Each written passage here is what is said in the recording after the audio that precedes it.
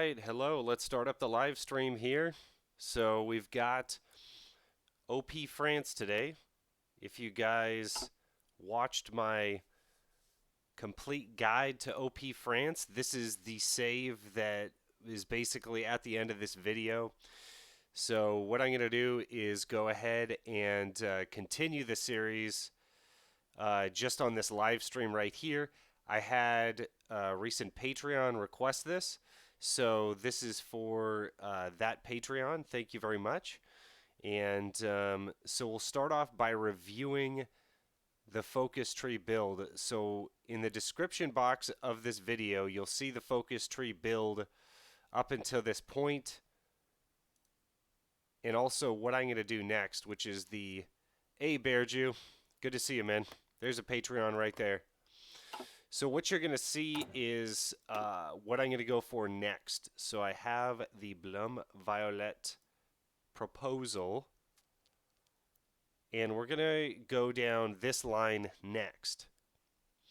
So basically we have two arms here. So what we're doing is we're going to finish off Army Reform, which removes the national spirit victors of the Great War. So Victors of the Great War gives us the recruitable pop point -0.3, -5% war support, land doctrine research speed, -75%. So you basically can't do aggressive wars without this. The other thing that we're fighting here is our war support is 44%. So I am told that we need to be above 50% or we're going to have strikes. So what is the Blum-Viollette Proposal? We gain core on Algiers, Constantine, and Telmessin. I'm not sure. So Algiers, Constantine, and Telmessin. Where are we talking about here?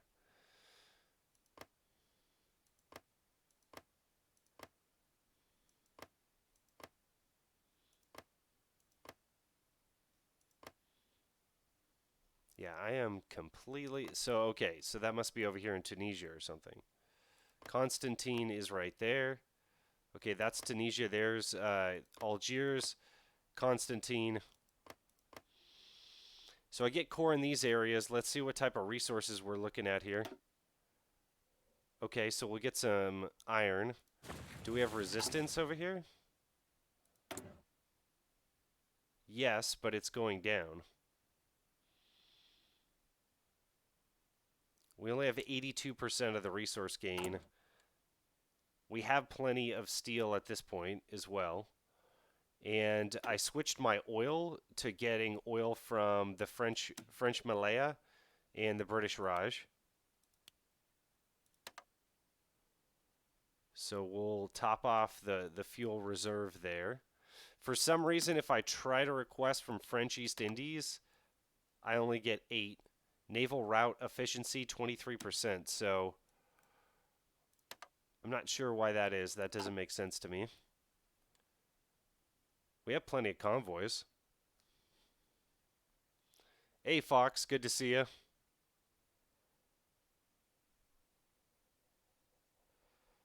Thanks, Adam. Credfield, what's up, dude? Saw you join the Discord server. Thank you very much, man. Okay. So what comes next? So we're going to get core on those territories. Big whoop, right? Expand the citizenship, non-core manpower 3%. So we're going to get this non-core manpower 3%. If we went down to encourage immigration, remove national spirit full employment.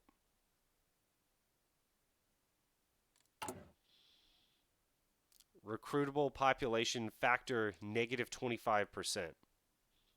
Okay, so that's crazy.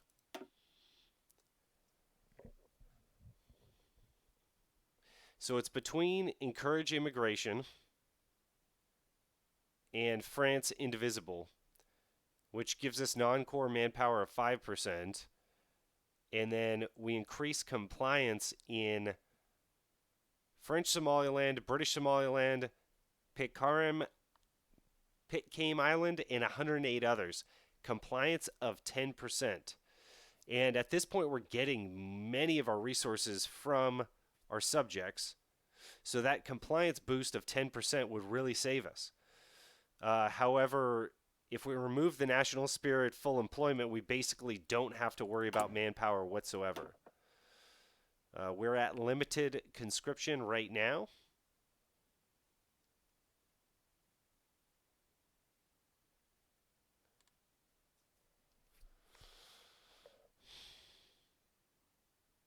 So if I have a total manpower of 1.28 million,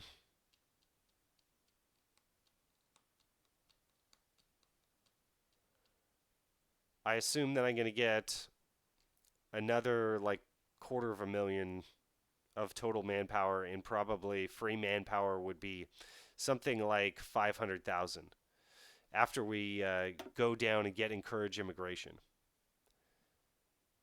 Now the crazy thing is you can form the French Union, affect referendums in various parts of our colonial empire will be held. Some parts may choose to become fully independent instead. So that's the random thing. And we have to be at peace. How can we be at peace when we have Germany? Well, what we found out in the Czech build from my friend Credfield here is that if we're in the Axis, Germany can't attack us. So we're going to ask to join faction. That's going to be the first thing we do here.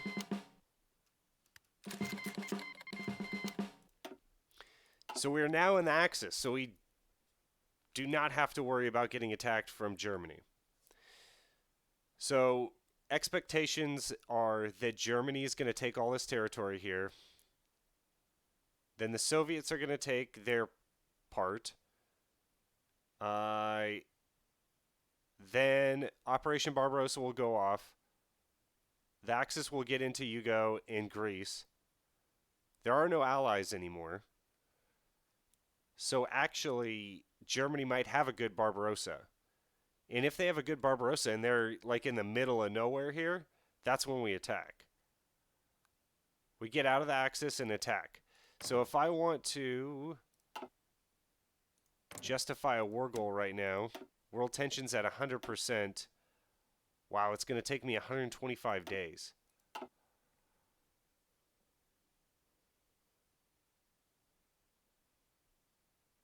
So the question is, what else can we accomplish here?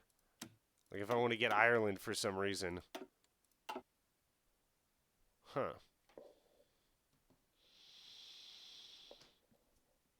Well, today, Fox, I think we're going to do the French Union, because the last thing that I want to review with you guys here is occupied territories.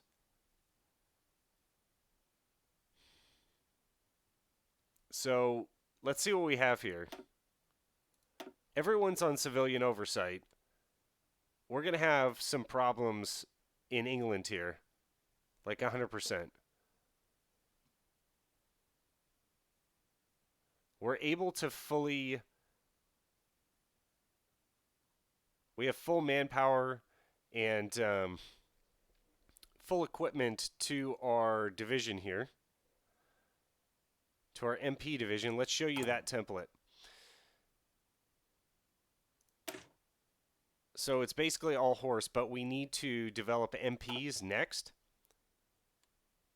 And then that'll give us a 20% resistance modifier to whatever's in the division template.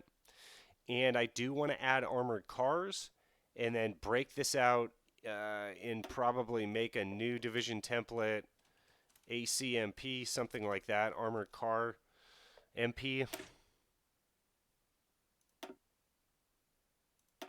So we'll add it into this template and it should work pretty well. Because with the modifier, so this is what, 1.5 suppression? Suppression 2.0. I think the armored car is 2.5. So your multiplier is going to be much higher. And yes, it does cost a lot to create the armored cars. Let's see what the production cost is. It's only 4 actually, and it's going to take steel. We have plenty of steel. There's no issue there. the main things that I'm worried about, let's start that off there. I'm worried about running out of guns, mainly. So I'm only going to get one armored car a week. I think we're going to need a lot more production than that. But because of the capabilities of just putting this division template, the armored car division template, like if I'm having problems in a certain area, like just the UK, I can just put that template in the UK, for instance. They take a lot less damage, and they'll be doing a lot more suppression. So I don't need them for every single area. So that's the good thing. Vihan, what's up, dude?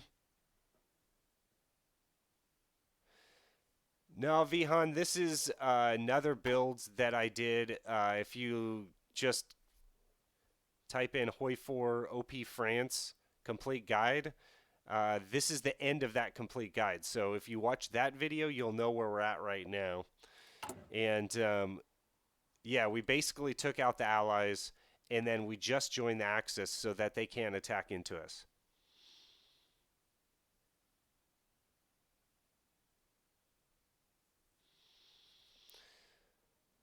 So Credfield says we need 80% to 100% compliance to do French Union. Okay, that makes sense. So whether the referendums work out or not is based on compliance. And we can remove full employment from another focus tree. Okay. What's the other focus tree that we can remove unemployment? Full employment.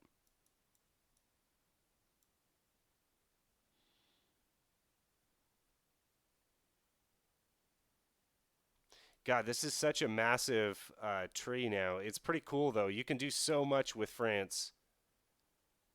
Like, you could literally just play France in this game, and I feel like you'd have hours of fun.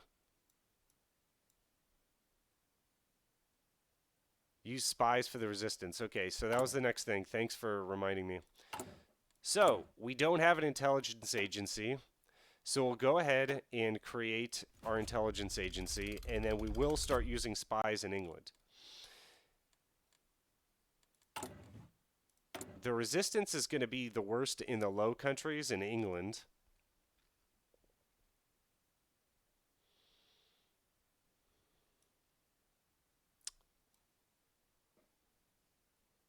And it looks like it's going to be around London that it's going to be worst at. Wales doesn't look too bad. Okay, UK right here. And most of our divisions are in the UK. And we have them on harsh quotas. So that is wrong. They need to be on martial law.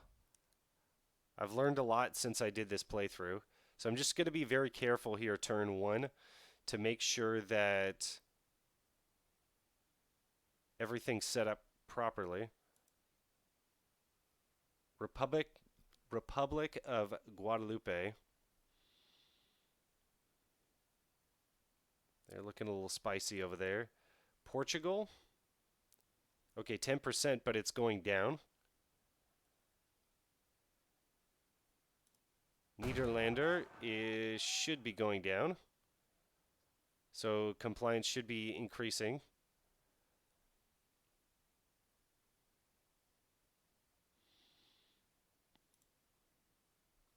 Okay, Egypt, they're getting more compliant. And this is just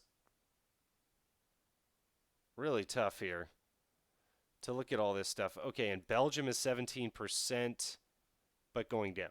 Okay. All right, let's look at compliance.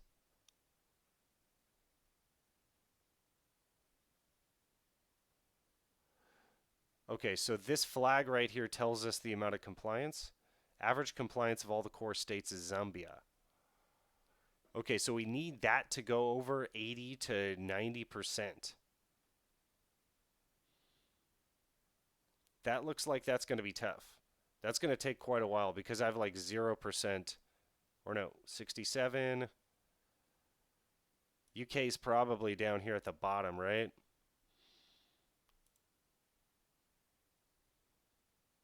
%1 in Northern Ireland, so we'd probably just lose them. In the UK, we'd probably just lose them.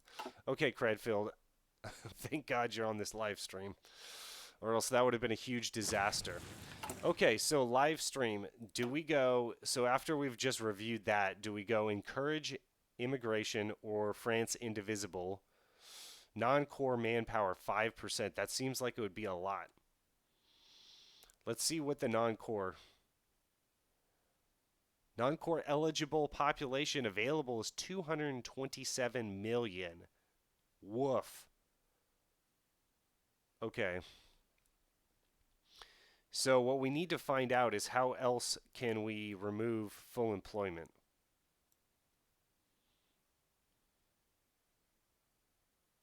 So we could get this, and then that would be a lot of manpower. That would be something like 500,000 manpower. And then the compliance factor as well. France indivisible would be very good, and then we could go French Union, but as Credfield pointed out, not until we're 80 to 90% compliance in all the territories that we really want to hold.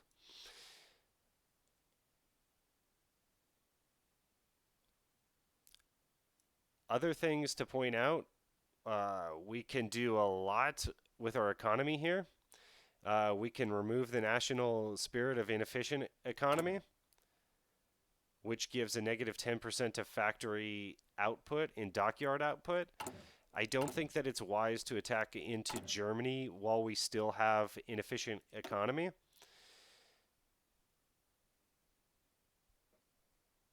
Adam thinks that it's on the fascist side of the tree. Okay, I'll take a look in a second. We get entrepreneurship. We can create those military factories that I love so much.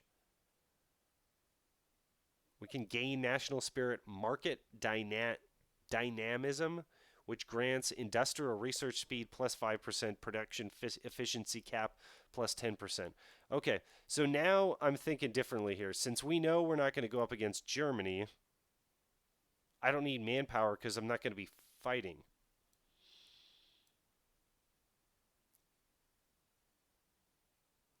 Let's go through here next.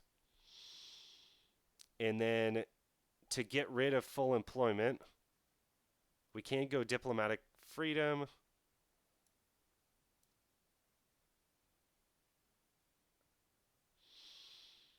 So you get to choose two different fascist leaders here. So the leader we have is Pierre Laval, political power gain 10%, trade deal opinion factory plus 25%.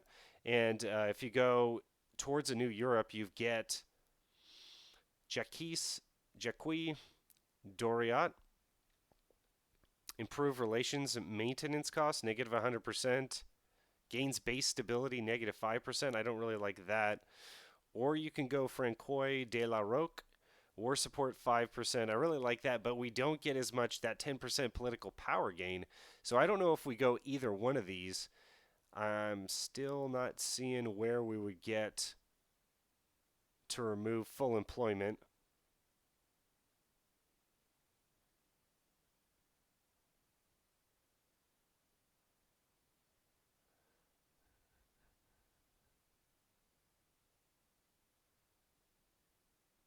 Bring home Quebec. So we can actually get a war goal against Canada. I'm thinking none of this really matters to us, but one of these would be really good. Production efficiency growth of 10%, stability, or war support. God, efficiency growth. Okay. No, I think family gaining base stability 10% would probably be enough unless we need war support.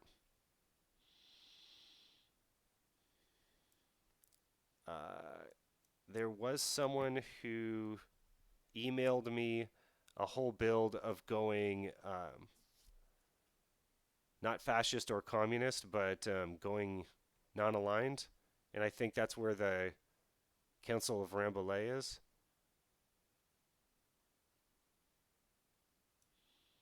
I think this is the non-aligned part.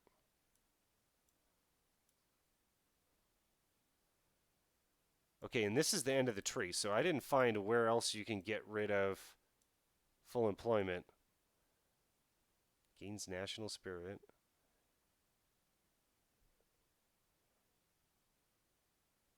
Okay, it's in the Democratic side, so that is the only way to remove that. Okay, so just let's do the math here. All right, we know we're going to get 5% of 227 million. And I know I already hashed this out with one of you guys online. I think it was my new Patreon who wanted this video in the first place. Okay, so we can take 5% of 227 mil. Tell me if I'm doing the math wrong.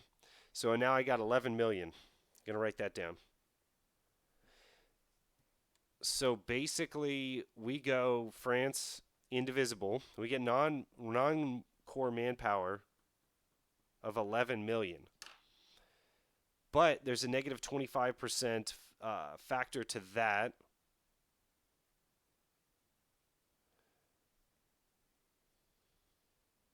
$2.8. 11 minus 2.8. So we're going to get about 8 million, if I did my math correctly. Or you literally get a negative 25%. So down there it says effective total manpower modified to 75% because of full employment. So how does that 25% come off? That's the question. Total manpower modified to 75%. Okay. So that means, roughly speaking, if we go 25% of 1.28 million, I don't think this is going to come out exactly. We're going to get 250,000 people back there to total manpower. So it looks like since we have such a huge faction, to me it looks like we would get 8 million if we go France indivisible, but if we encourage immigration, that's only modifying us by something like 500,000 or something like that. So we get 8 million or 500,000. Let's see what you guys think here. Vihan, don't do either towards a new Europe is useless. You already have Belgium and don't really need Canada.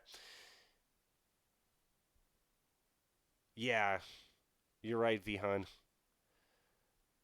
Fox, I think the only other way to remove full employment is foreign guest workers under the democratic tree. Okay.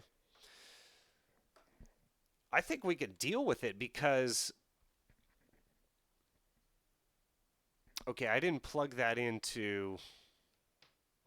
0.031% of eligible non-core manpower. It's probably not 8.2 million that I get.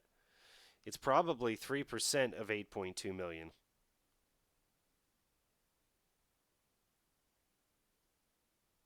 Which would be 250,000. But as compliance grows, that'll grow as well. So I'm thinking you get either 250,000 right now with our current compliance level, or you get 500,000. But as compliance grows, that 250,000 is going to expand more and more, and then we can eventually have the option of getting the French Union and then just bringing in everyone as a core. I guess the question is, if you're at a high compliance rate, what modifiers are we looking at here? So Zambia is at 79% compliance, so we get 92% of their resources, but only access 0.4% of their manpower. So if we bring them in as a core, we'll have access to like 1.6% of their manpower. No, I think this is good to play the long game. We wait, and we have a ramp here. We have time because we need to wait for Germany to start Barbarossa. And we could take out France. I'm sorry, Spain. But probably want to do that after the Civil War. This seems like it's a late Civil War. Okay. I was worried about war support because Germany was going to attack into us, and we could have gotten Propaganda Master. We will eventually do that, but it's not really relevant.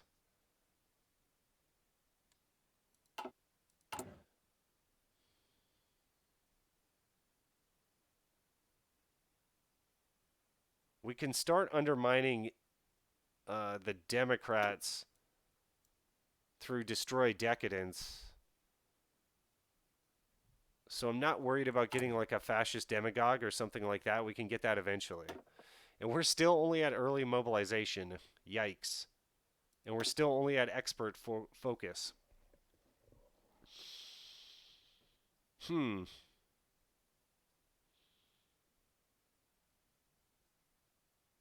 We got to get up. We got to get our factories running. First thing we do, so I'm going to start running this thing, and we're going to line up against Germany here.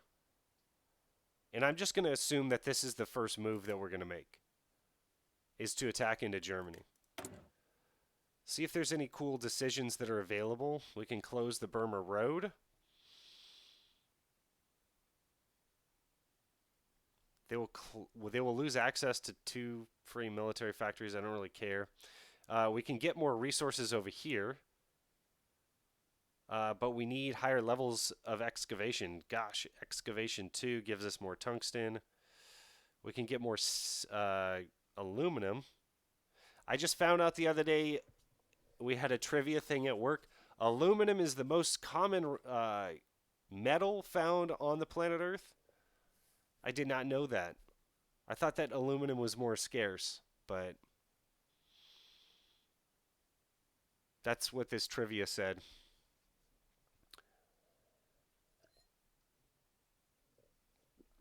Fox doesn't think I need to remove full employment. That's cool. I agree. The cores from French Union will give you even more manpower. It's an option between manpower now and a lot later. Yeah, I mean, we're potentially going to get more manpower than we'd ever need. And it seems like, I forget what research tree. Sorry, guys, I'm still getting oriented to this game, and I've already looked at this game probably for a solid 20 minutes before we started live streaming. Oh my goodness, we're still on Grand Battle Plan. Could I go Mass Assault Doctrine? You Mass Assault lovers out there, you gotta think that. But I have to get rid of Victors of the Great War before I do anything. That's why we're still in Grand Battle Plan. Is because of Victors of the Great War. It's like impossible to try to get anything. So we can go here and then get deep battle.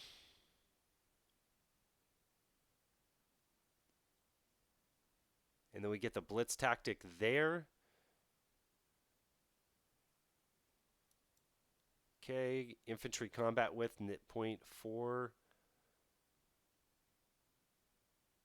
Get some buffs to tanks, armored car breakthrough, infantry. This is when it really turns on. Continuous offensive. Organizational loss when moving negative 25%. Reinforce rate +5. Okay, well, we'll cross that bridge when we come to it, but we're going to have to get MPs first.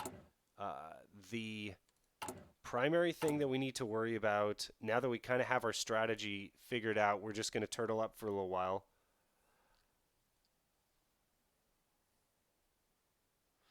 Vihan doesn't like France MA.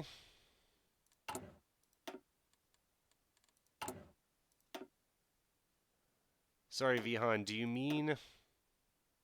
Oh, we could get an air doctor and we should probably go battlefield support. The thing is, Vihan, after we get a lot of manpower, mass assault would probably be, really good if we had 2 or 3 million in manpower. Fox, mass assault for the memes. You guys know aren't you guys weirded out that I'm even saying mass assault? You guys know that I'm just like a strict mobile warfare guy. I'm mobile warfare like all the time, and then I get a bunch of hate from that, but Yeah, right now we're gonna do mass assault. We might want to wait till we see exactly how much manpower we can get. But once I have a good idea about that, then we're definitely gonna go mass assault. Okay, so we'll pick up guerrilla fighter on him. Let's see if there's anyone in the Navy that I need to upgrade. It's little pieces of the game like this that you can really get tripped up if you're not paying too close of attention. Doesn't look like I can upgrade them either. And then let's look at where the Air Force is. Okay. So we got some planes on the carriers. But it looks like most of our Air Force is based in the Low Countries right there.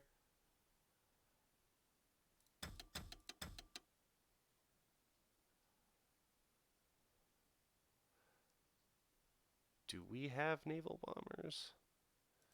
Okay, so these guys...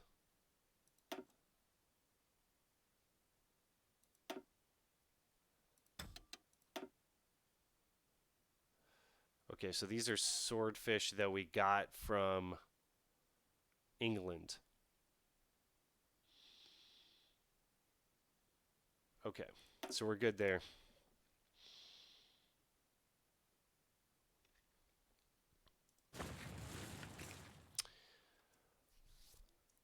Okay, so let's start this up.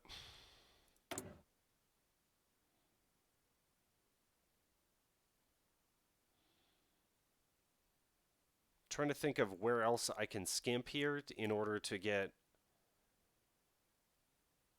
the production of armored cars up. I guess we're building enough of these military factories, but the next thing I need to worry about is synthetic refineries. Oh boy, we're in a lot of trouble. If I can't, I guess I have enough resources from my miners, so that's not really an issue. Let's see what the deal is right here. Okay, now I get 20 for 1. That's good. That's better than either of these deals. And it looks like we're going to fill up in like 90 days. So I'm going to take these other two off, because we're not going to be at war.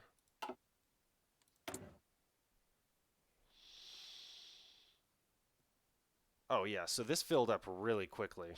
We were churning out factories like there is no business. Okay, and we're already at low manpower. Okay, so maybe I do have to worry about manpower more.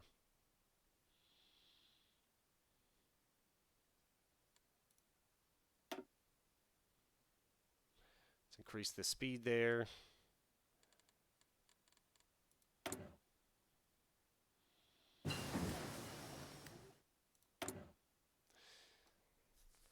Okay, now guys, you're going to have to guide me. We need to do anti-partisan. And then I think I need to get like 2 operatives. Let's keep an eye on these occupied territories. Belgium resistance is the worst at 15, but it's going down. This actually isn't too bad if you have some... I don't know what the modifier is, but war support is going down. If you have good stability, like, I think you can go... Okay, Belgium has harsh quotas. That's a mistake. Let's change that down to martial law.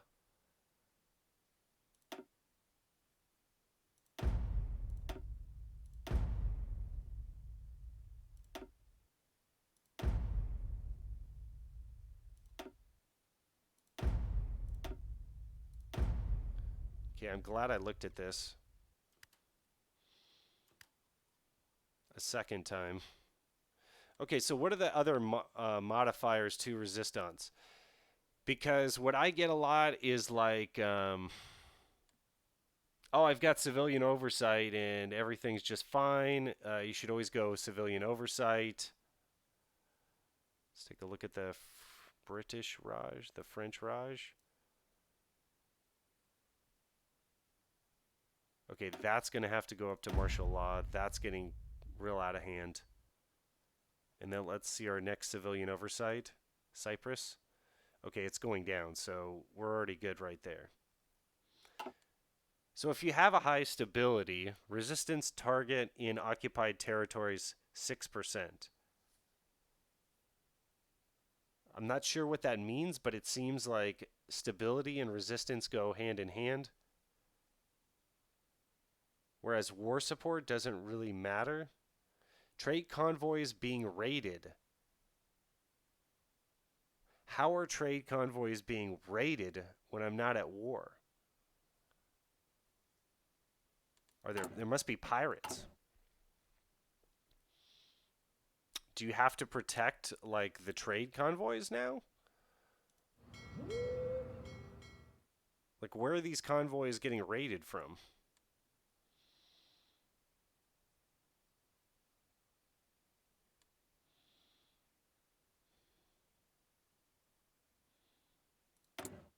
Okay, let's cut this out. I guess that's reducing war score right there.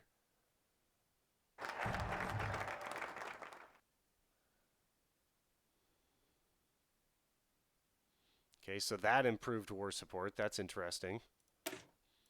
Okay, so we got army reform. And then back to the question of Blum-Viollette Proposal. We could also increase our stability. Ruling party popularity 11%. So if we destroy decadence, that's going to increase stability, or we could get stability up 10% by going family.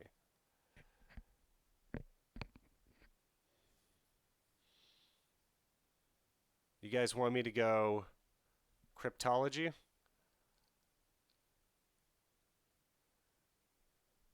Perfect.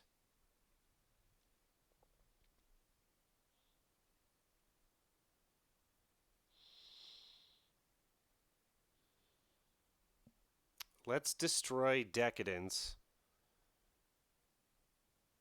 No, let's get the economy going. We'll go family, then destroy decadence. Because that 10%, destroying decadence is only going to give us a very minor boost to stability, I think, if I'm looking at that correctly.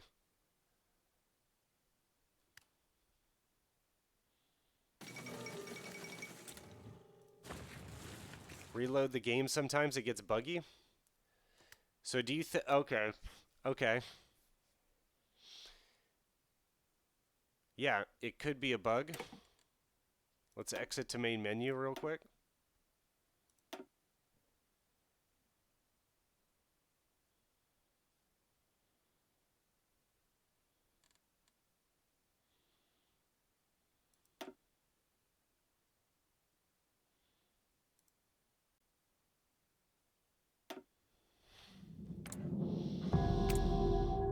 And I believe it was... Let's see who I was doing this for. I think it was Ari. Ari probably couldn't make it. I messaged him.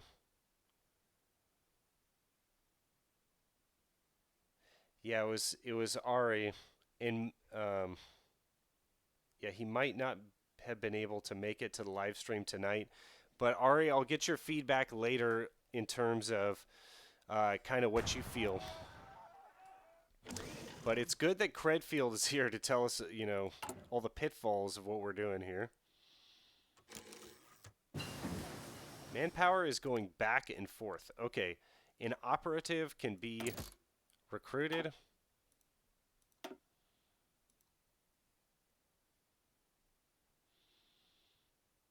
Capture cipher. So you guys are saying to get someone that can be good with ciphers.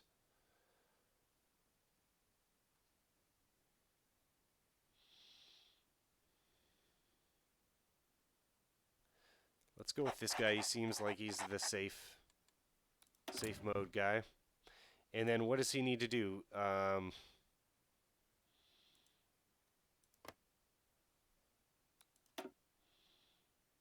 Root out resistance right there. Do I need to make a spy network, or does he just root out the resistance and we're done?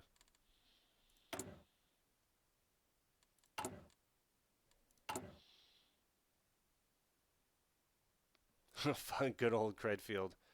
Okay, let's see if it erased it. It said trade convoys are still being raided. Where are they being raided? How can I figure out how to rectify this? Because I've got a navy.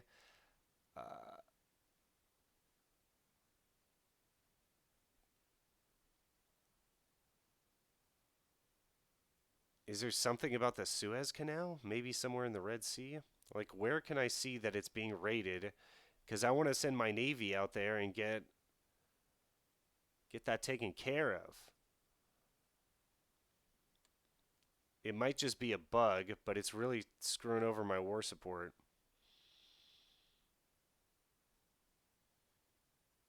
Oh, you know what? It's probably because of the resistance. That's probably what it is, Credfield. Trade convoys being raided. Yeah, it's probably because of resistance.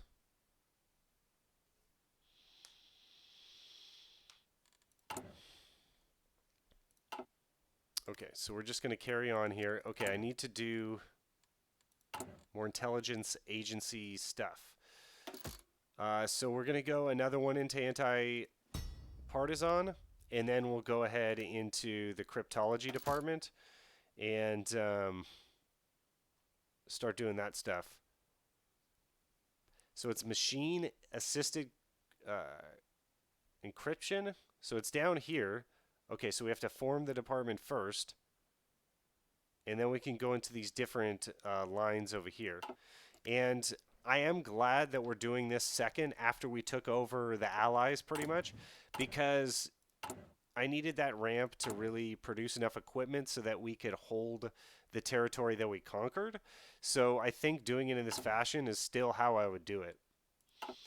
Do the intelligence agencies second, pretty much. Let's see if this is working out here. It looks like it is. Everything's stabilizing. It's looking pretty good. Once we have more stability, that extra 10%, we're really going to be sitting pretty.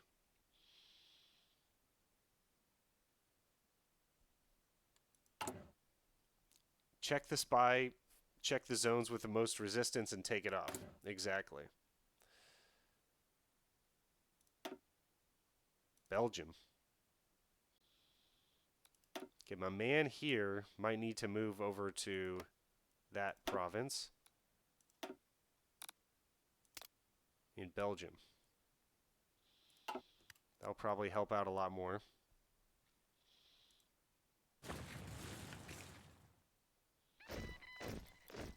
With spies, you can go civilian oversight.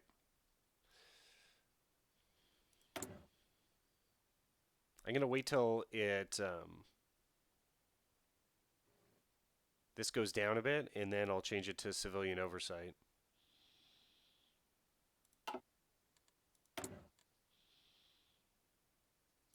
Okay. Free trade. And we could go partial mobilization, but we're not going to yet. Let's get that war support. We'll just go that.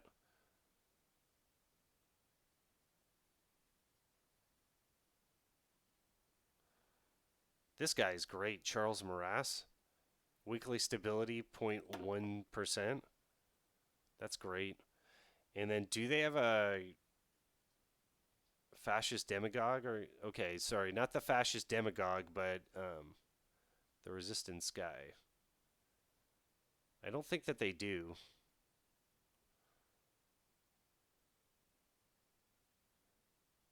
This would be nice to have.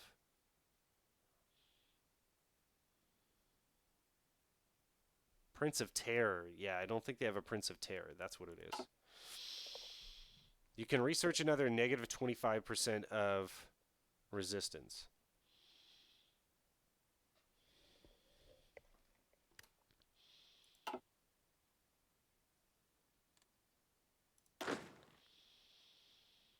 Okay, so we're churning out all these divisions. As you can see, I copied the division templates from, is that the French Malaya?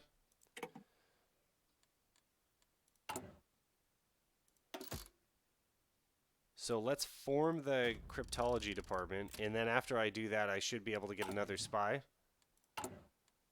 Construction is still looking great, so I don't think we have to worry about anything there.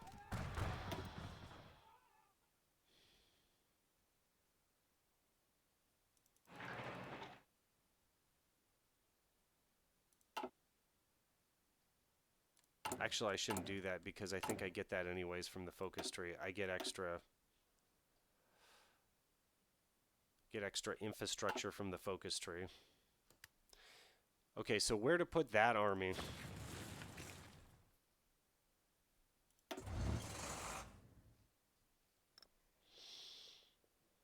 Okay, does he already have Panzer Leader, Panzer Expert? No. Okay, so Charles de Gaulle is going to have to stick with the division templates looking like that. Let's filter in these division. I'll show you the template here. It's just rifles, and it looks like they're using English guns.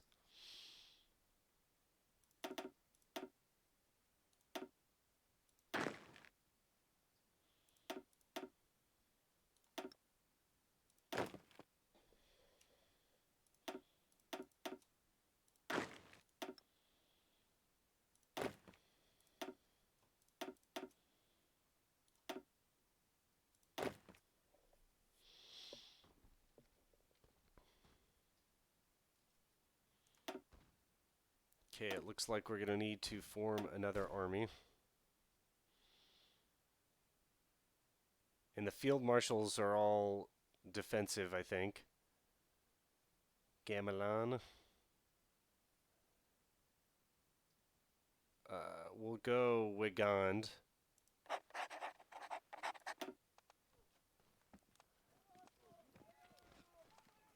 Give him organization first, and then I'm not sure what general would be best for this guy. Infantry expert.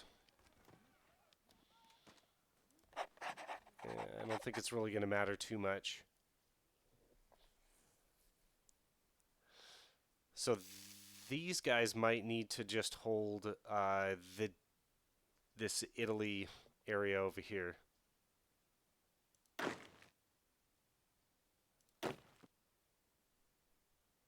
This guy is Trickster. He shouldn't be too bad, so let's put him in a more important area.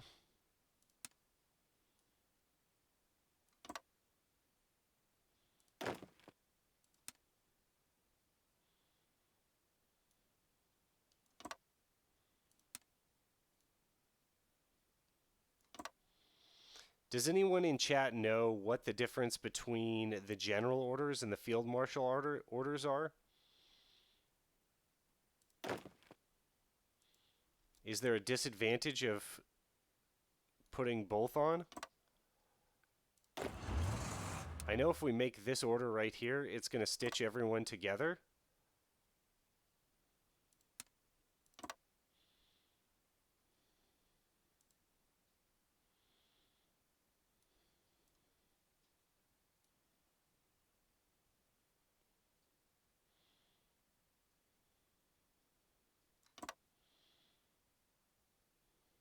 There's no one on this field marshal order, though. I'd have to put everyone on it.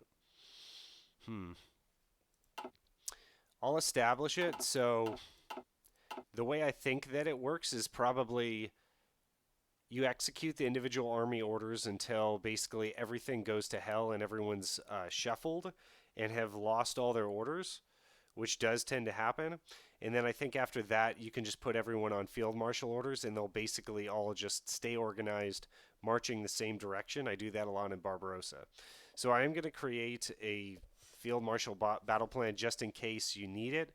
What I've noticed, though, is if you have too many battle plans, like you have a battle plan, say, for an amphibious assault over here for some reason, but then you have a battle plan over here, it will affect the battle plan, both battle plans. I don't think that they'll be as effective. I had noticed that in one of my playthroughs. Other things that I need to think about, I don't think the Soviets are going to be attacking into me. Are there any other nations over here? Like, do we know if Japan's going to attack into me down here? We have the the East Indies, so that is a possibility. So maybe I should start like putting up garrisons or something. I'm not sure. Like, I think they'll stay away from...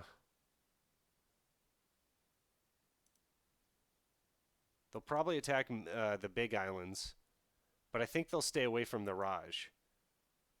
I'm not certain. I could post up my navy over there as well, and that would help quite a bit.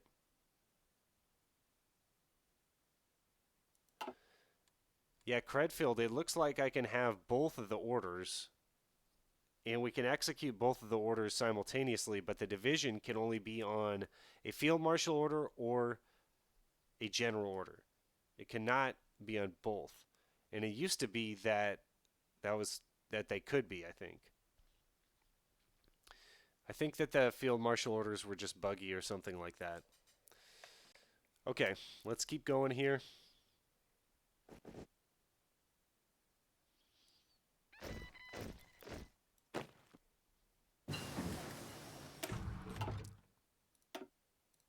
Okay, let's get that MP division going. Oh.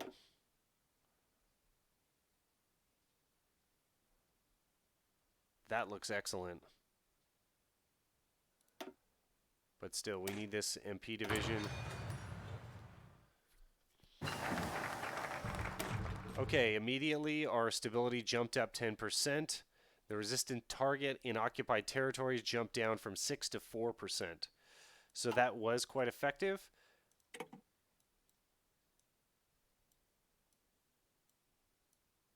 I think since our manpower is pretty stable, what we need to do is destroy decadence to create more stability. Okay, the second thing that I wanted to do, I think, was to go mass assault doctrine.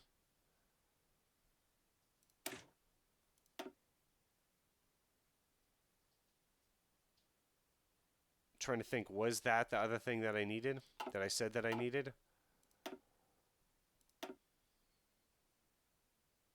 Computing machines look good. I do need battlefield support. Let's do it.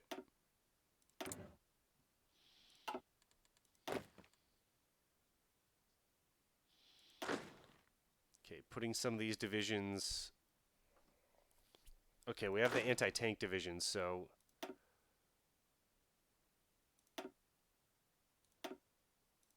That was specifically for Germany.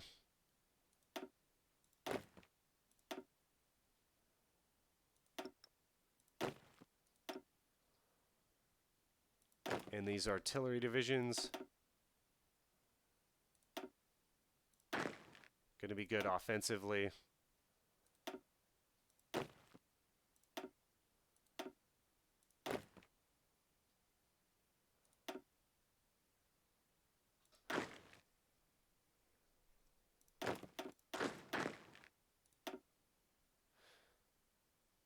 Let's send some of these divisions away.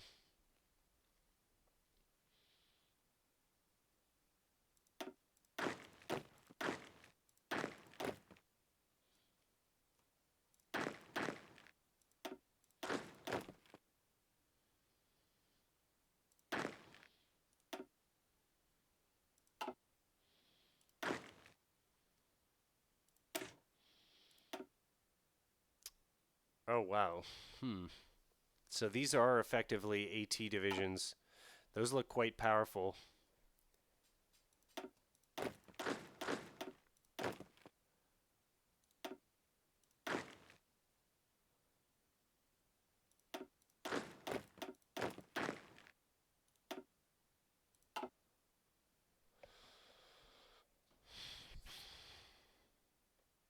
Antonio, how's it going, man?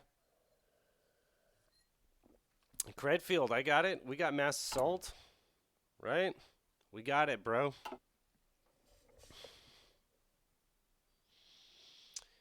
Okay, let's keep going.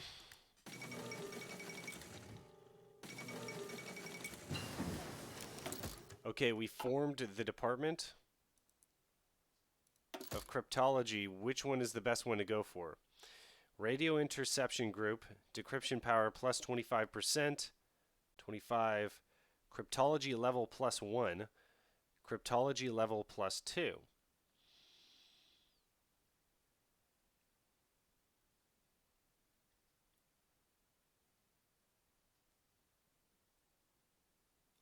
I'm assuming that government ciphers would be the best right off the bat.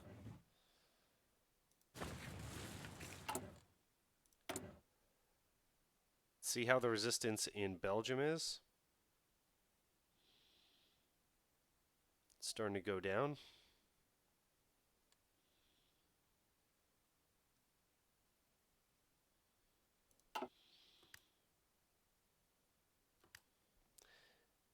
Yes, I already did army reform, Antonio. Yep, exactly, exactly. So, Antonio, I know you're just coming in, but basically what we're going to do is try to get mass assault. We're going in that direction because of the fact that I think that we're going to get a lot of manpower. And right now we're destroying decadence to get a democratic support level negative 0.1%. But we're going to go down this tree right here. And what that's going to do is give us non-core manpower 5%. And then eventually we can get cores on everything that has 80 or 90% compliance or greater. Let's see how we're doing on our compliance in our occupied territories. Pretty good, it looks like.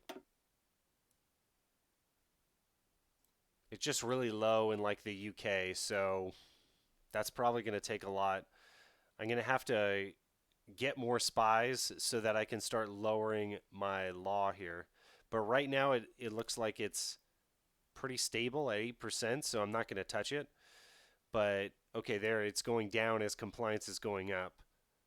So I'm going to have to ease this as we start getting more compliance.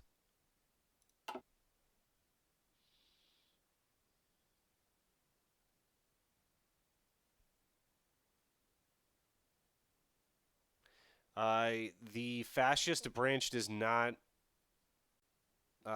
get rid of the full employment debuff. What gives rid of the full employment debuff is actually encourage immigration, which we're not going to do. So I did some math, and I think with encourage immigration, it's going to remove... Where was it? It's going to remove full employment, which is going to give us about 500,000 in manpower. But the other branch, going French Union, potentially is going to give us a lot more.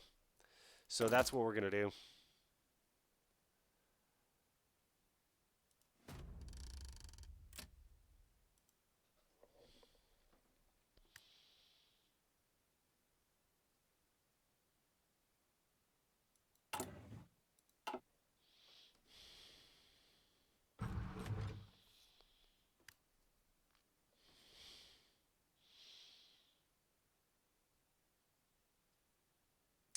The only other focus to get rid of full employment is under the Entente branch under Democratic. Okay. I'm not even going to look it up because we're not going to be able to do that in this build. Okay, this guy, Pierre Laval, gives us excellent political power gain. Let's see what we're researching here. We need more slots, actually.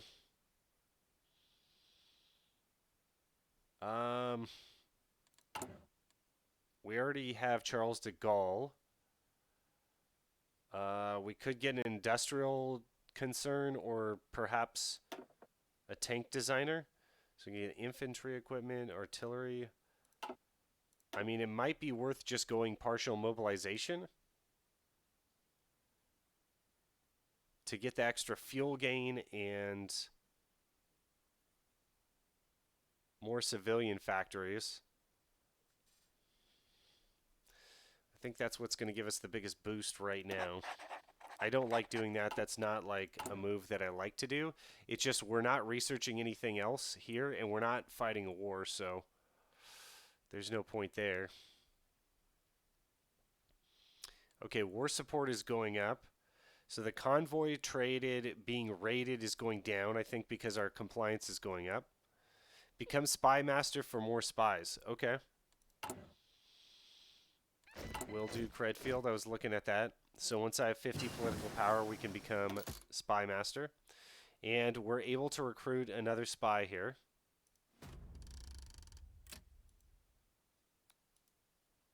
The slot will unlock in 30 days. Okay.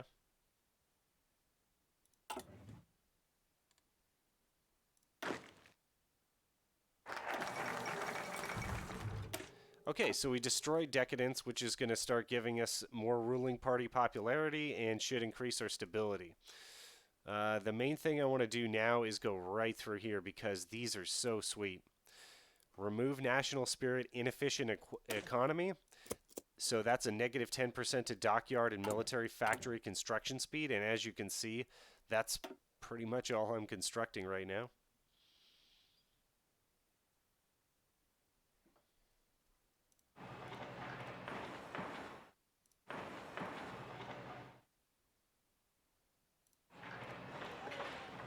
Let's get more of this stuff.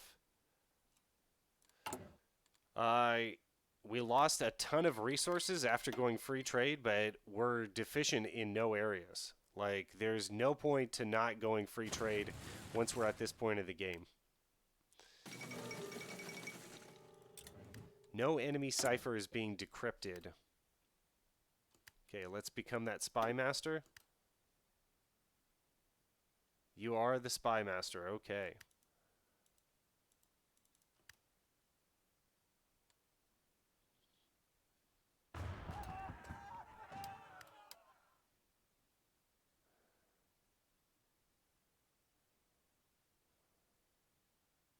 There's really nothing to decrypt because I want to attack Germany.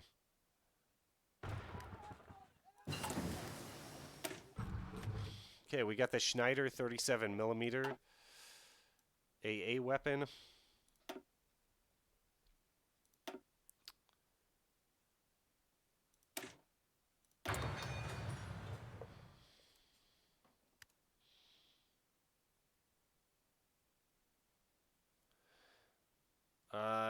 The economic devolution focus.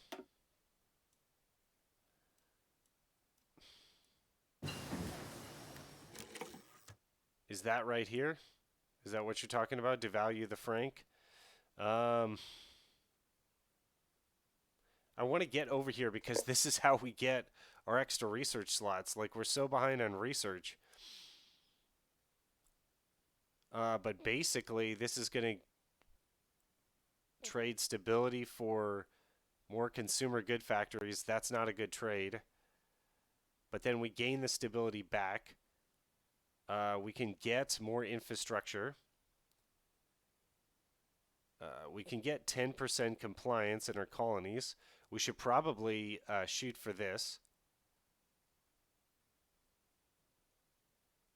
And then you invest in like a certain area. And then it adds building slots. But then later, basically, you can go industrial expansion.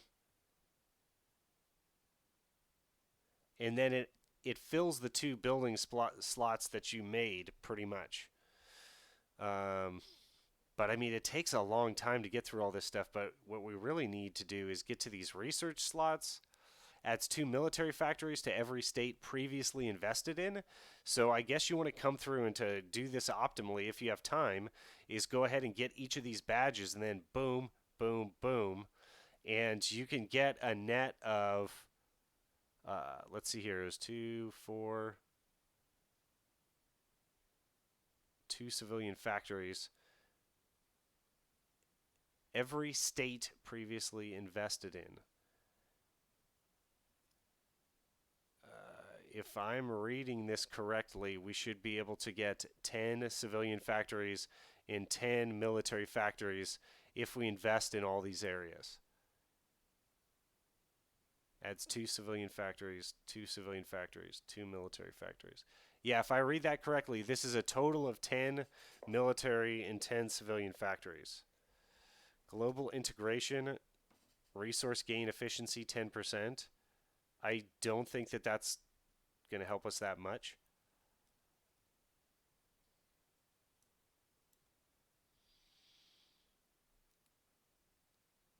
So we pretty much, I think what we, depending on what our stability is, what we need to be doing is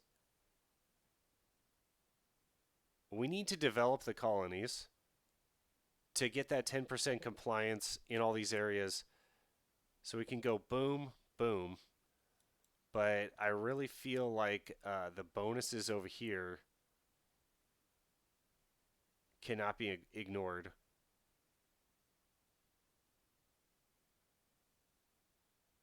Like, if you get down to here, like, that is so good. Production efficiency cap, 10%. And efficiency growth, 10%. Jeez. There's just so much to do with France. It's really interesting.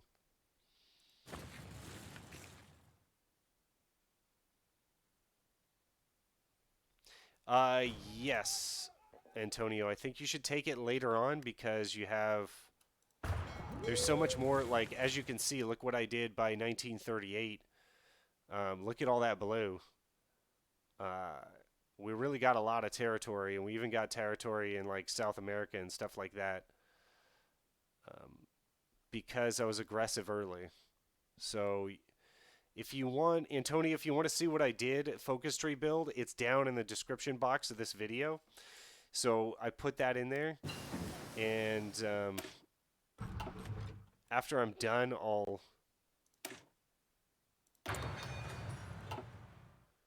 after I'm done with this video, I'll try to fill in what I did with the focus tree. Because I think the focus tree build is the most important thing. Yeah, see, we got this anti-decadence, and it's improving stability very slowly.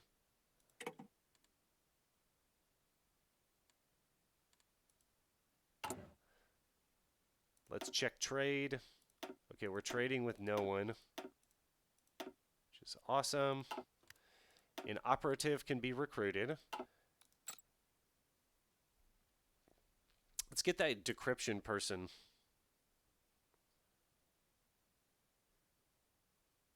Sabotage. Capture cipher effectiveness. Yeah. Otto Skorzeny. So this is based on this German guy. Otto Skorzeny, I think, was the head of the German Special Forces. And I think he did have that scar right there. Okay, so let's go ahead for him. It's weirding me out that you can get the spies from other nations. I guess they're like double-crossing their country or something like that.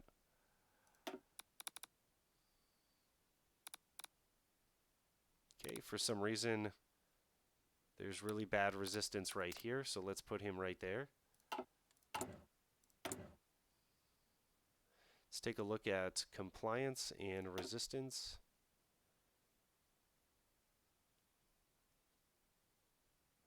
Okay, so the French Raj is down to 6%. We certainly, that was my criteria for starting to loosen up.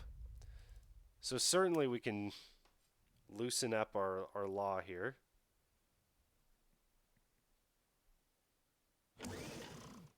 As you can see, the resistance is still lowering. So, I mean, maybe we could try as a test subject here just doing civilian oversight. And I want to see if the resistance goes up or down. Okay, it goes up. It's nice that you can toggle this back and forth. Okay, so secret police made it go down. Local police force, it's still going down. Okay, so we should be able to do the same here. Perfect, it's staying even at 6%. Germany started World War II.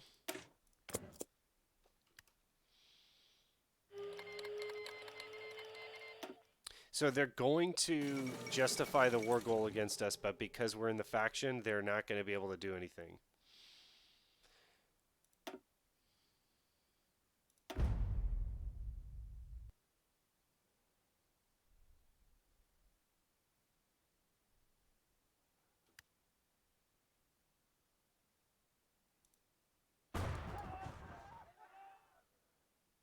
Okay, so I took the Netherlands down to local police force. They didn't seem to like that very much.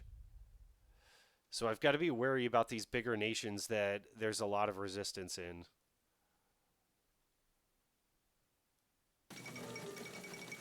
It seems that the way to go is literally to just toggle this back and forth because you get all the information that you need.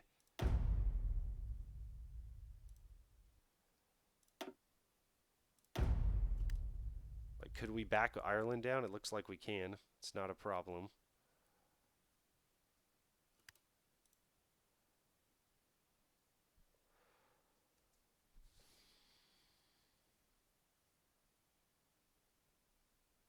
Yeah, I have no idea. If we take a German spy, does that mean that that Germany can't recruit him? I have no idea.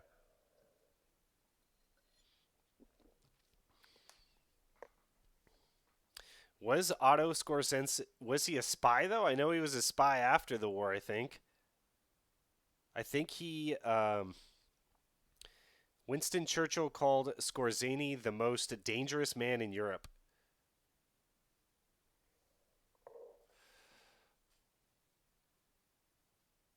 Hmm. I think he escaped after the war to South America, if I'm thinking of the same guy. But he was the leader of the special forces for Germany. And I think that he was the mastermind of things like. I watch Mark Felton's channel a lot, and it seemed like. I think he was involved in the recapture of Mussolini, like certain special operations like that, if I can remember properly. Yeah, he was a commando. That's right.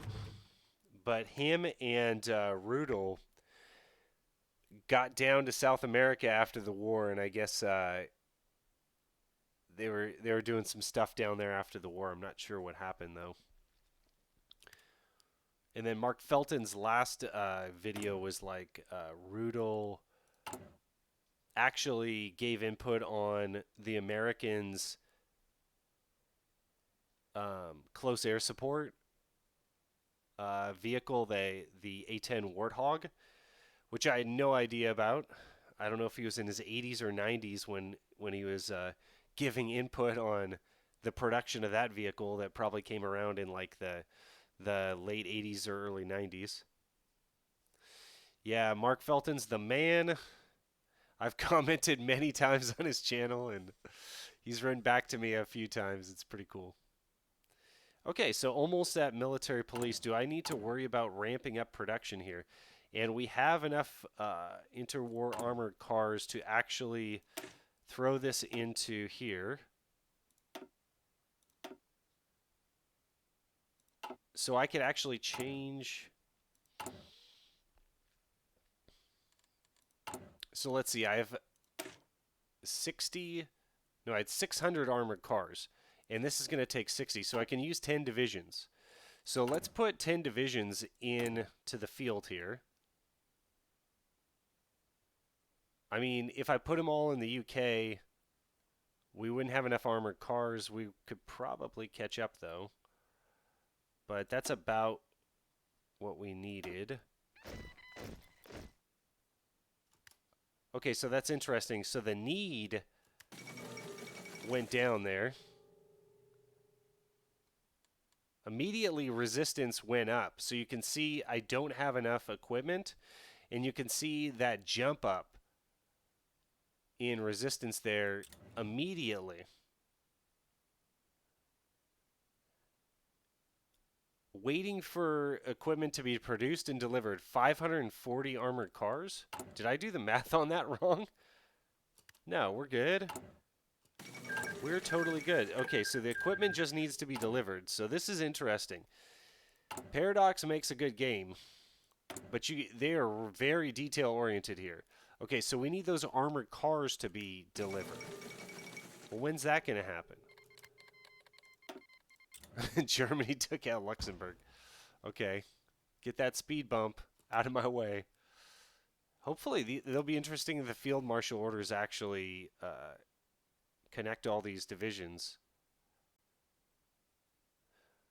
Okay, so now we have all the armored car divisions, and now resistance is going back down.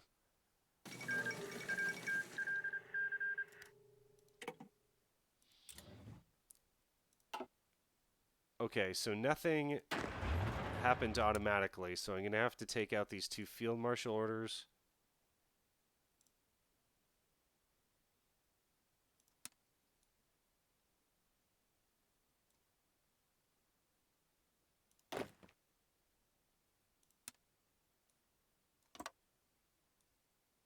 Okay.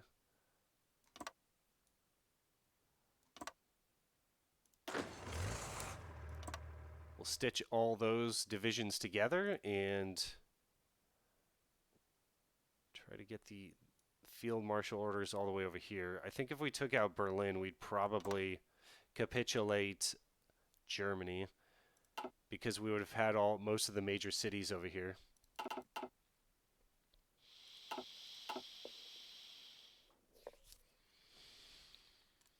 The recruit and deploy screen should say when the equipment will be delivered. Okay. So it must take a while to get delivered because of the distance from the capital or something like that. So I'd like to get more factories out of these areas that I conquered. So after we're done fixing some of our economic laws here, maybe we can focus on increasing compliance. Let's go ahead and get the industrial concern and start speeding up our very slow research that we have going on here. And then, so now we can even filter in the MPs here. I don't even know if we have enough equipment. I'm not even going to try to calculate it. We should have enough. So let's pause a second here and let's look at the 2 respective divisions and how this 20% modifier affects the division with armored cars and without. Is Italy in the Axis? That's a good question, because they could declare war against me. It looks like they're in the Axis.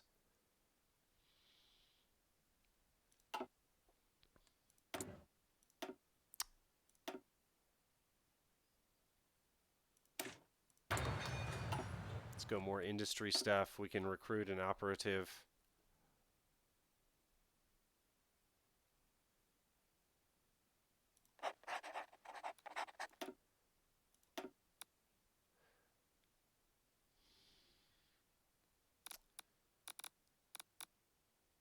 Let's put this guy in the Netherlands.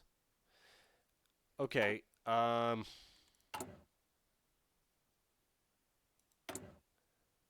Where was I? Okay, let's look at the division, the different templates. And this is what I said the last live stream.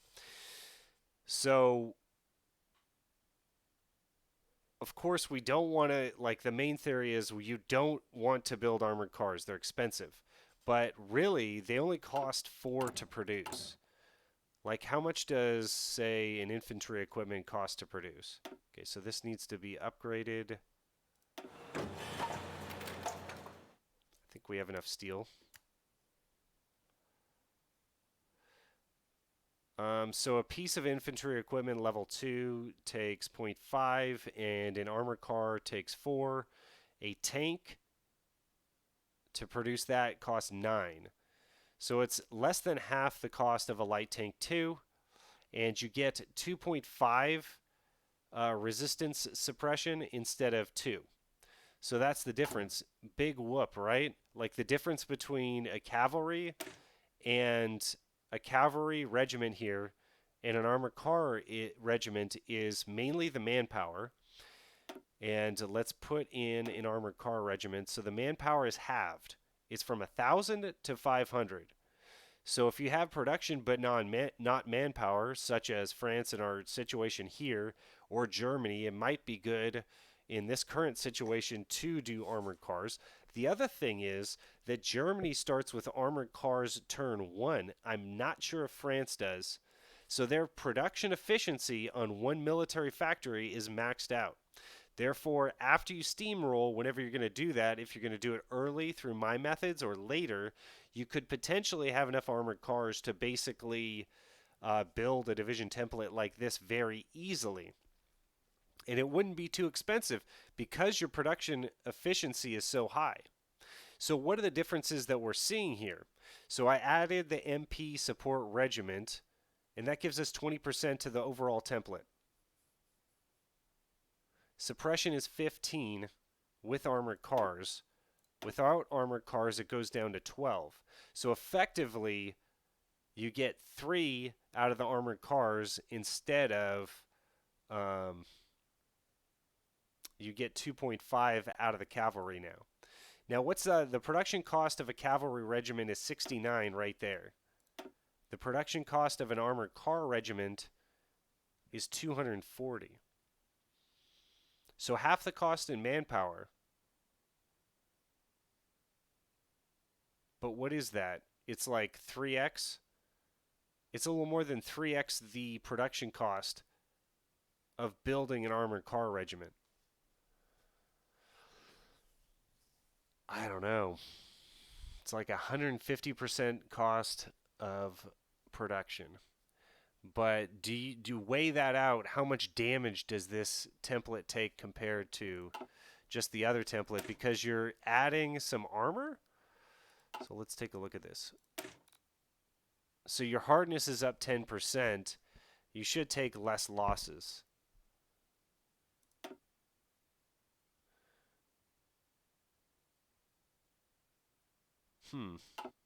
Interesting.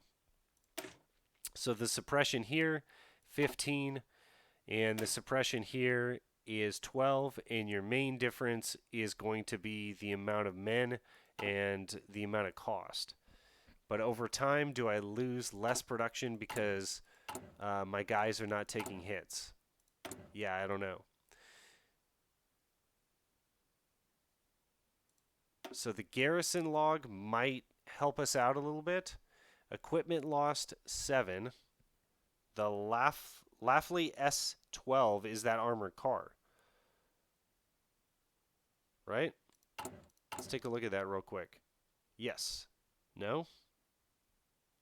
S15. Yeah, that's the armored car. So we lost an armored car there. What were we losing before? 15 days ago. We're just losing rifles.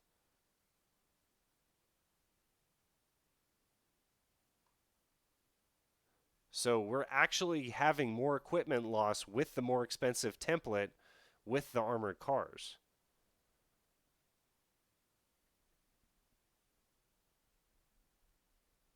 I don't know if the activity is random, but if it is random, it appears that... But actually, there seems to be less activity because this is 15 days, this is 9 days. It looked like the activity was happening twice a day, every other day, stuff like that. But as soon as I inserted the armored cars in, all of a sudden there's a lag time here. The activity slowed down by half. And so actually, I ended up losing less equipment. Yeah, we took a bigger hit from just this one attack, but there's like less attacks.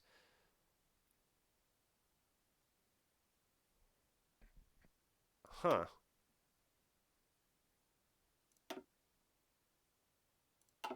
If that's true, I don't know why there's less attacks. Probably because there's more suppression? Does that even make sense? Maybe, why would there be less attacks? Maybe because there's more compliance. I don't know. We're only utilizing 7.5 divisions. I think I should have enough armored cars to use like one more regiment someplace. So let's try to put in a regiment, sorry, a division like in the Netherlands here.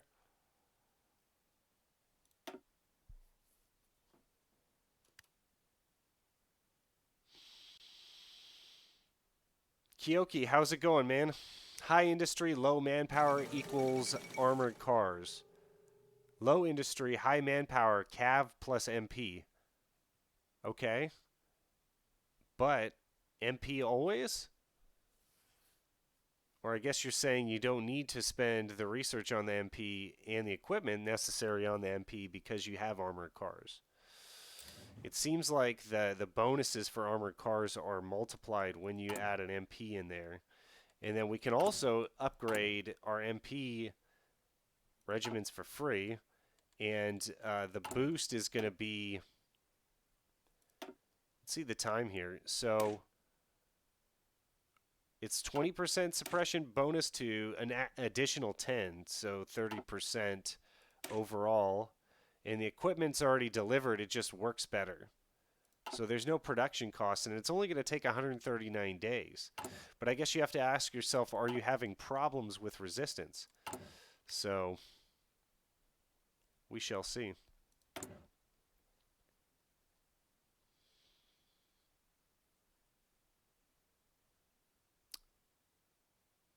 Okay, so resistance in some of these areas are almost non-existent.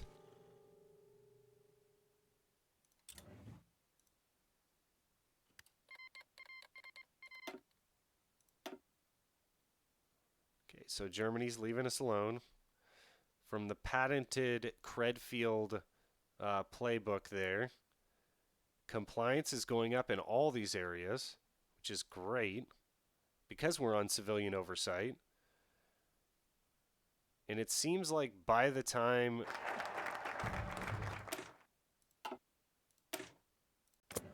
Okay, we'll get the dynamic market going. So it seems like by the time we're over to the Blum-Viollette proposal, like we should have a lot of compliance. Unless you're talking about the UK.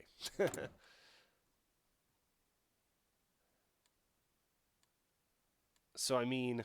Okay, here's the question for chat. So if these guys are in here raising reducing resistance, does that in turn raise compliance? Probably not. But what it does do is reduce resistance so that I can change my compliance law.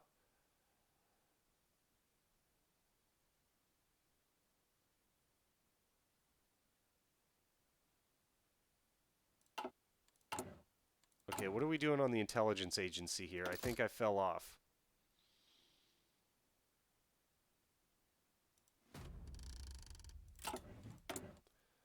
And then... Should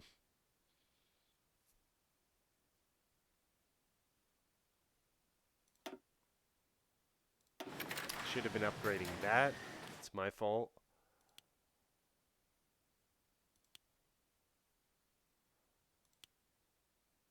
That looks good.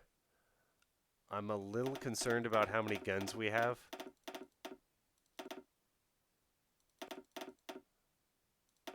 Should have at least 35 there. That is very worrisome. Okay, we're building the older guns. I guess I could upgrade these.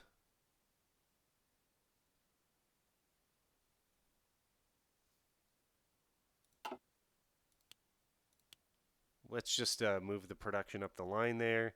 And then we have 88 naval experience, so let's make a naval variant.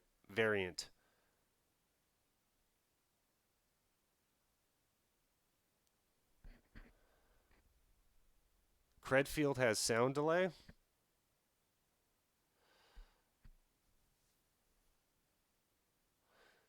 Kyoki says, I believe the damage to the building begins at 20% resistance, so you want to run civilian oversight when under 20%. And when it hits 20%, move to martial law. Okay. At least that's, you know, a template to go off of.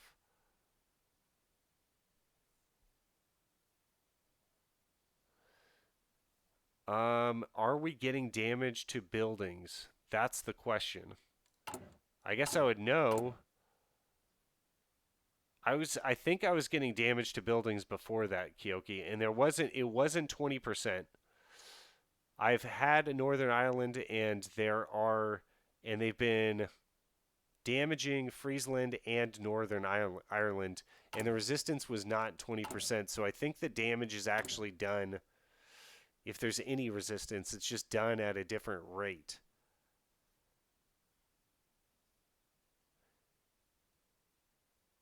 For these lower resistance levels, I think that we're just going to go down to civilian oversight.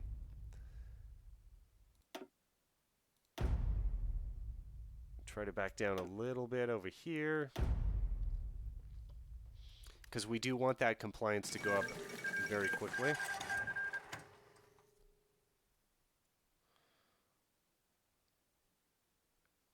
Okay, so the damage to the buildings really ramps up at 20%, so it's not a concern before 20%. Okay.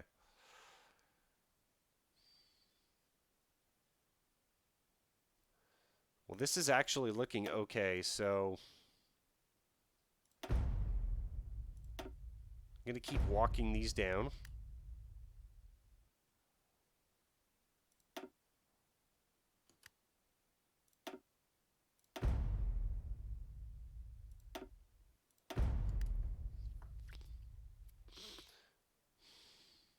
Okay, so this is going up quite fast with the civilian oversight.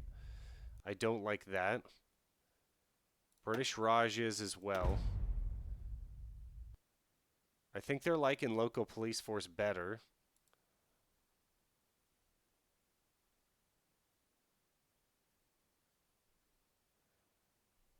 Okay, things are heating up in the UK there.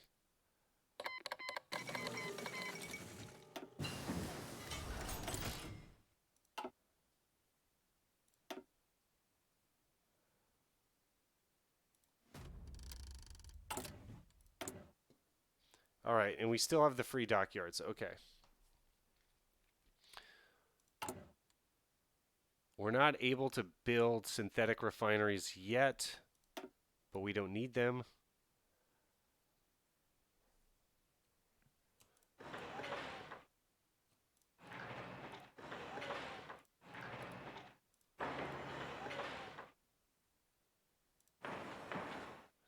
Okay, that looks good right there.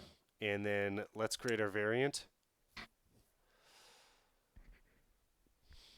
Ari, there you are, dude. I was wondering if you were going to show up. Ari says, hey man, I appreciate the live stream. I hope this goes up as a video because I have a final tomorrow that I have to study for. College online is so strange. Yeah, dude. It would be. I only took a few classes online myself, and that was really weird. So, Ari, yeah, don't worry about it. This is going to go up as a video. YouTube actually has a DVR that it just basically records. It's much nicer because the video is being saved onto YouTube in real time. So the video is posted immediately after the live stream is done. If I record a video on my computer, then I have to record it myself and then upload it to YouTube, which can take 4 or 5 hours for a 3-hour video like this. And I do everything in the highest HD quality that I possibly can. So you're talking about like 20, 30 gigs for like an hour long video. So I actually prefer this method. I prefer talking to you guys. I prefer the fact that I don't have to worry about the recording so much. And I'm working off a dual screen setup here. So on the right, I can see that my stream health is good. I can see the activity in your chat. Everything's cool right there. And then on the left is obviously the game. The only thing that doesn't work well is that when I switch to my dual screen, you'll notice that everything started panning to the right. I haven't figured out, you guys. Whoop. I have not figured out how to fix that yet. When I go back and forth to the screens, because there's always that slight pan, which I don't like as much. Okay, so let's get your chat back up here. Cool, Ari. Yeah, sleep is the most important thing, dude, for your studying as well. So make sure that you get some good sleep tonight. Don't stay up on this live stream, dude. Get some sleep for your final, man. That's the best thing that you can do. That's as good as studying.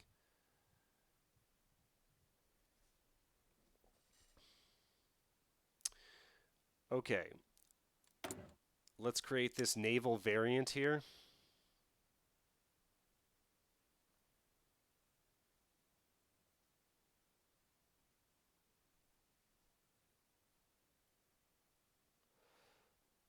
So it looks like we upgraded the heavy ship hull series A. So you have Richelieu class and Dunkirk.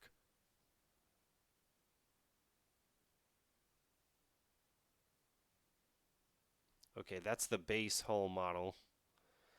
I think the Richelieu was better.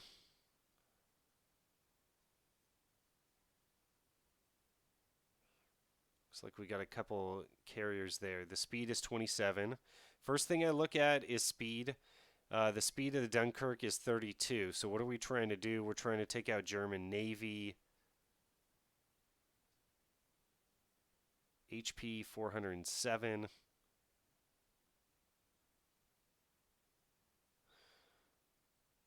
Let's go with the Richelieu. The attack is a little bit more. Let's see what auto gives us.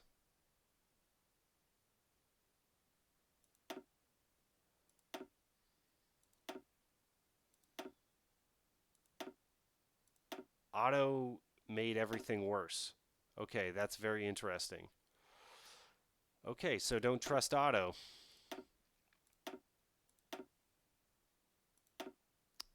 Let's upgrade the AEA. Okay, so we can go to anti-air 3.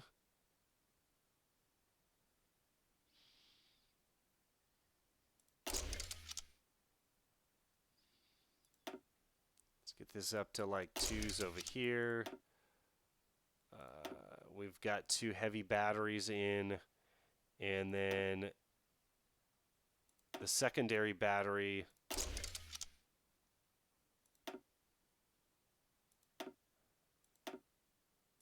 We don't have radar yet. We already have the highest level engine and the armor. What is this? What type of armor do we start off with here? Installed model, 300 millimeter belt. Is that battle cruiser or battleship? It looks like it's battleship.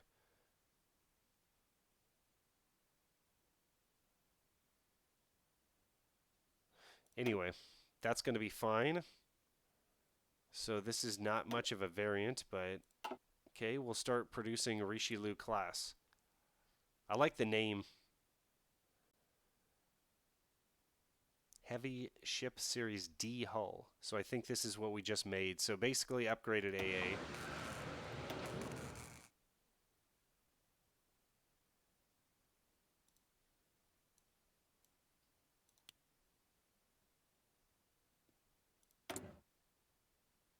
Okay, and we're actually down on our steel production. Let's get some more from the French Raj, and then get some more rubber from the French East Indies there. No issues with supply or resources whatsoever.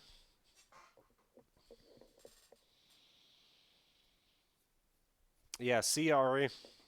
Have a good night, man. Thanks for the Patreon support. I really appreciate it.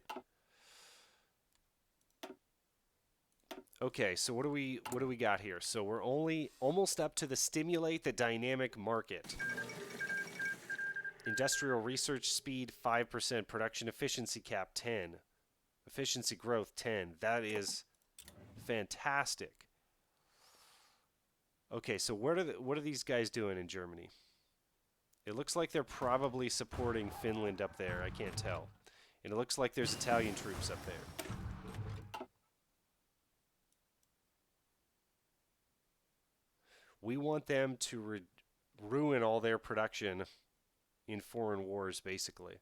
I'm a little concerned here about what's going to happen to our production, though.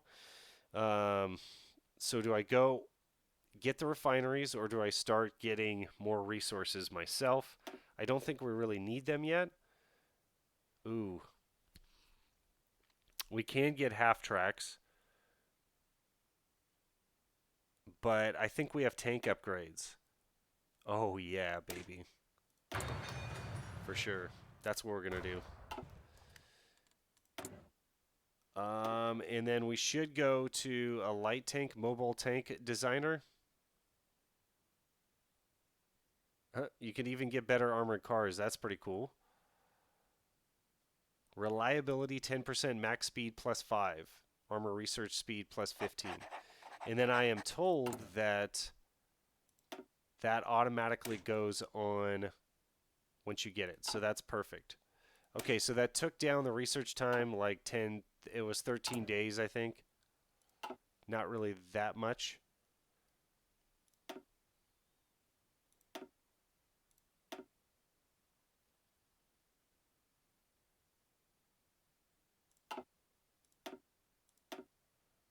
Start dropping in more fighter groups here.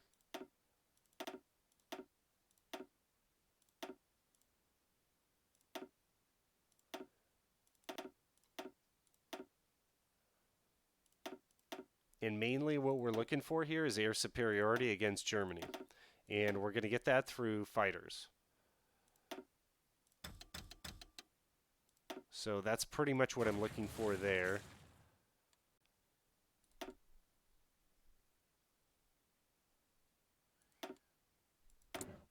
I probably should round out my production.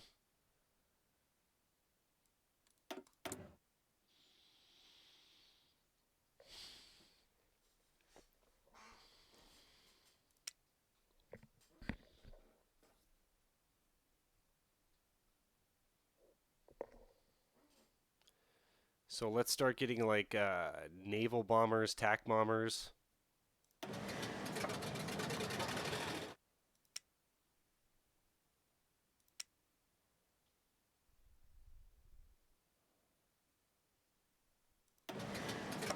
Carrier fighters.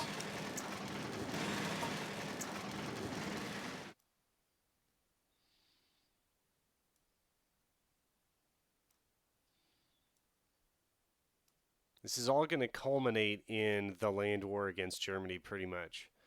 So that's what I'm trying to think ahead. What do we need?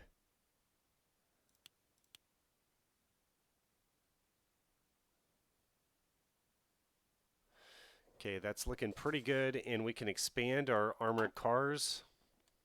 We've got 400.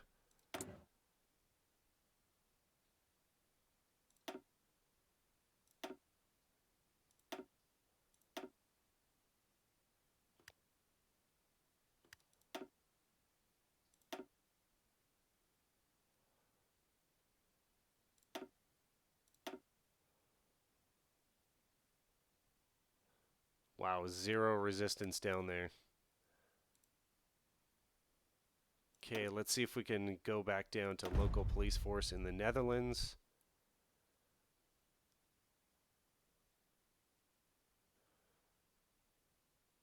And it looks like we have plenty of armored cars now, so maybe I should back off on this production a little bit.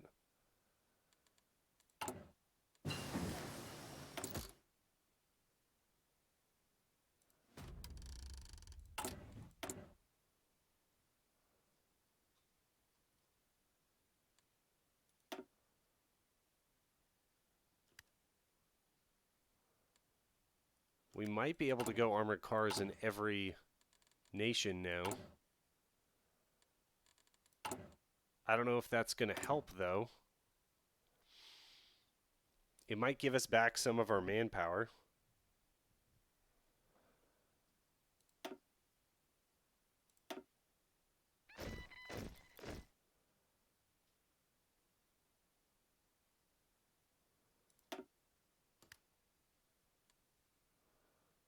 Not enough manpower or equipment.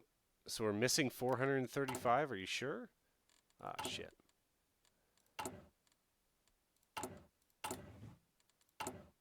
Didn't do the math on that one.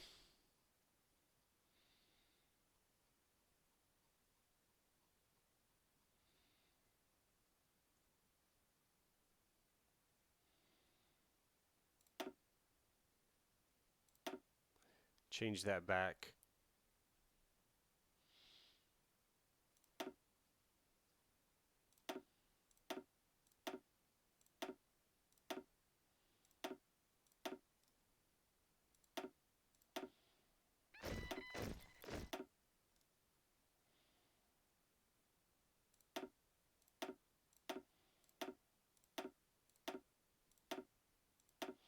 Okay, let's see how this works. We own a piece of Canada? Holy crap. Okay.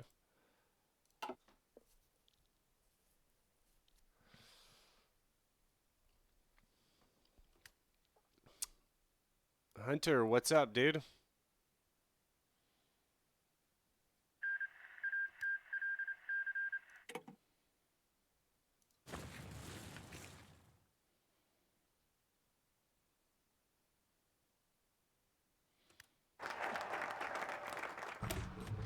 Okay, so we have stimulate the dynamic market here, and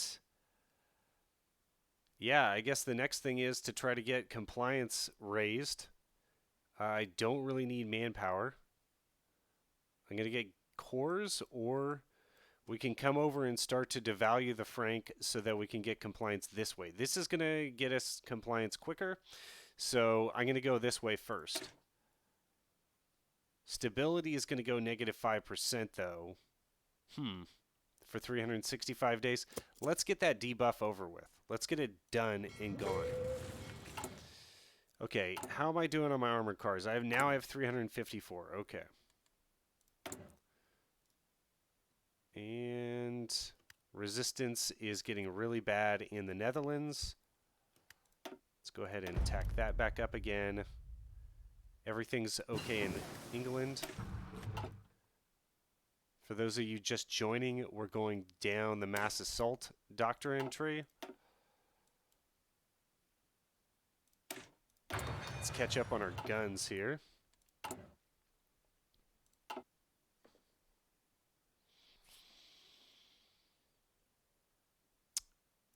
Why not annex Spain first? Oh, okay, so the Spanish Civil War is done. That's right. I'm really focused on... We could. Okay, so how do we annex Spain through the focus tree? I really don't want to spend time... Oh, wow, that's only 35 days. We could have intervened in Spain. I don't really want to spend time on my focus tree going after Spain, and the way you do this should be someplace over here, so we can bring them into our Entente.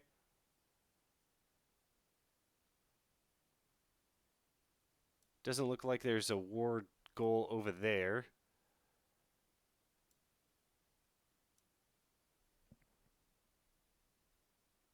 I mean, we are strong enough, and Spain should not be in the Axis, because that did not happen historically. Okay, okay. I see where we're going here.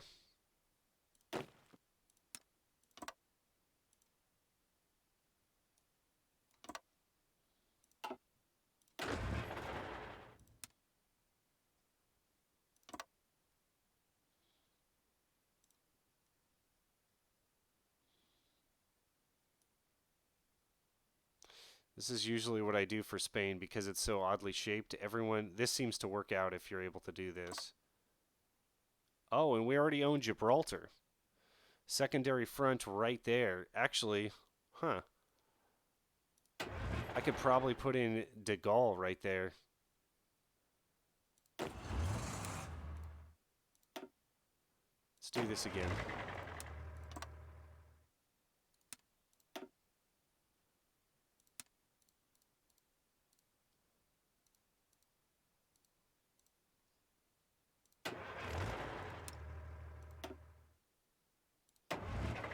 I wonder if de Gaulle could hold out down there on his own. At a certain point, he could probably push really well into Malaga or Cadiz. This is pretty good tank terrain down here. So we'll have him move over there. And then we should have a mountain specialist somewhere here, right? Yeah, here we go. Ori. And the most mountainous section should be to Madrid right here. Highest capital in Europe, actually.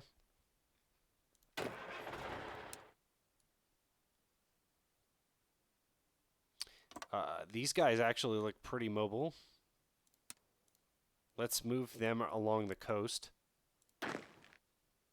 And these are some really excellent divisions, but they're pretty beefy.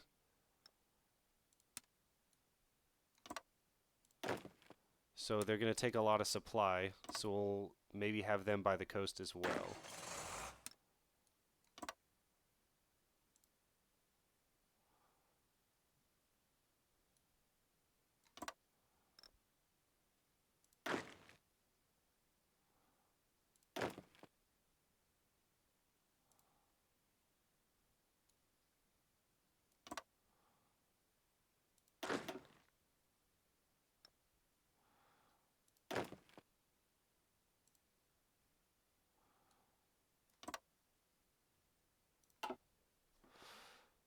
All right, justify war goal, conquer, it's going to take 125 days. Okay, what do we got going on here in chat? Too much PP, could use it on the military. Spain won't join Axis till late 43. Okay, at least this gives me something to do and gives me more conquest. The problem is, will I take them out before I get the bonuses to compliance? That's the main thing that I'm worried about here.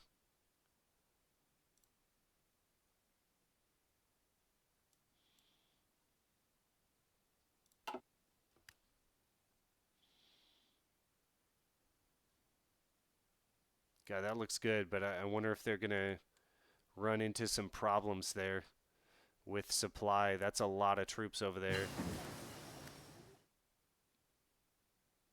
And then I also wonder if we can hold this out here.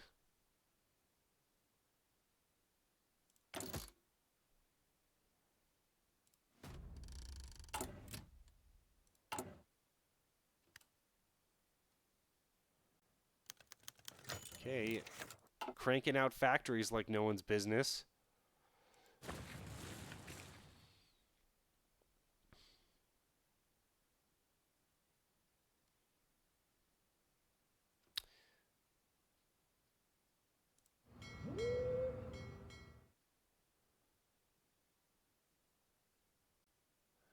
Let's actually... Okay, so what are our two navies here?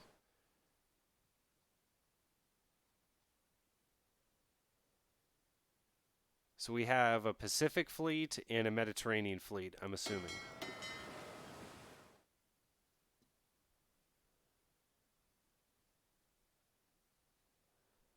Okay, then we need to make a Mediterranean fleet. Where are both these guys are up there?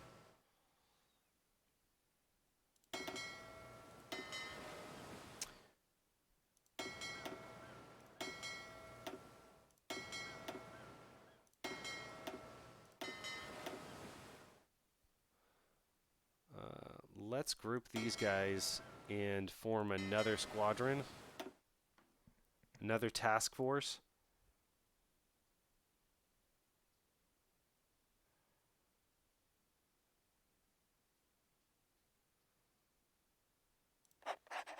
Sure. With that guy.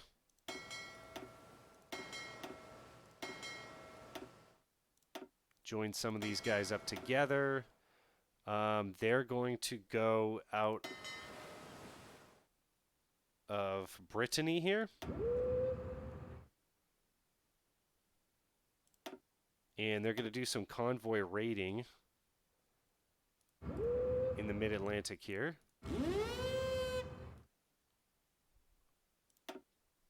But we'll just put them on hold.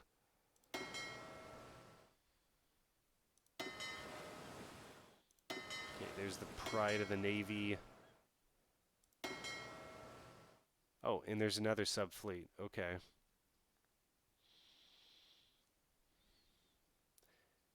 Let's keep these guys somewhere in Brittany as well.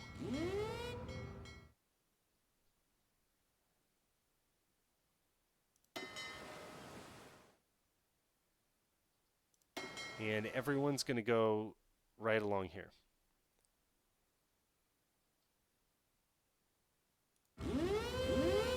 And I'll put them on individual orders, and then the Mediterranean fleet will be these guys, the carrier fleet, and they'll be down in Provence.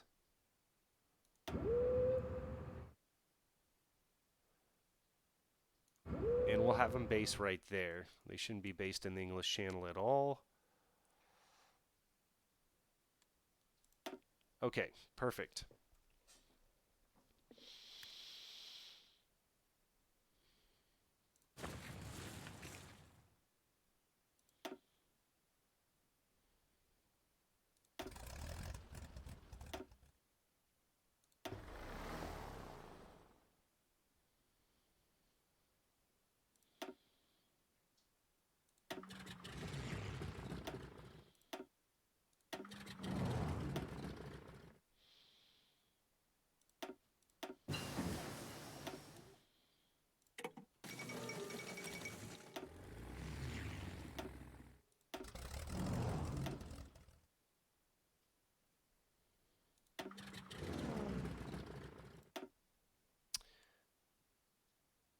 There are faction members justifying war goals. Italy against Yugoslavia, that's okay. That helps us out quite a bit.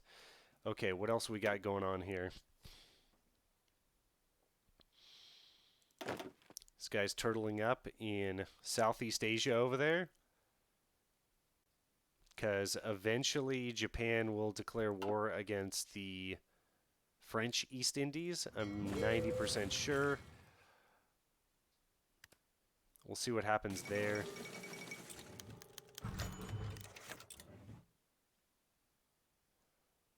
Not expecting any heat from Germany yet.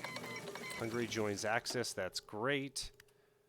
And we're almost about to devalue the franc.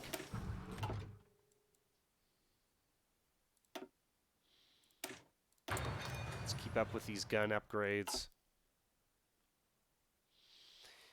Yeah, I've got all that command power and not really much to do with it. I'll start using it as soon as we get upgrades for my generals, but right now there's no generals to upgrade. So the question is, so now I should probably get compliance after I take out Spain. It would be nice to get 5% stability. We have enough war support to declare war because if we go below 50%, then we'll get strikes. Is there any way for me to quickly get war support? Don't think so. Does stability feed war support? I don't think so.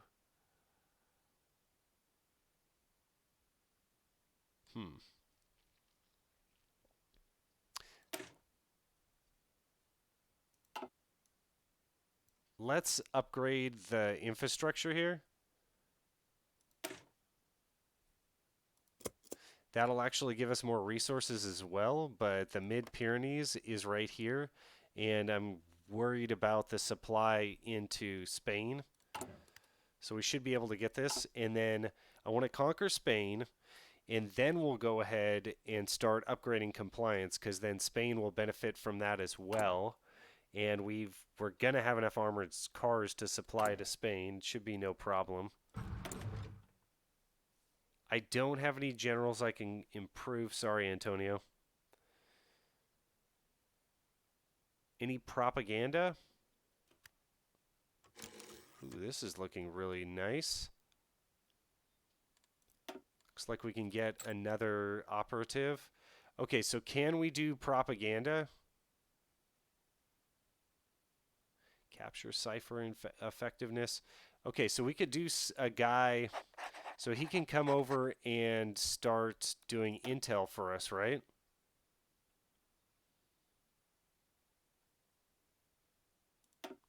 Let's build an intel network.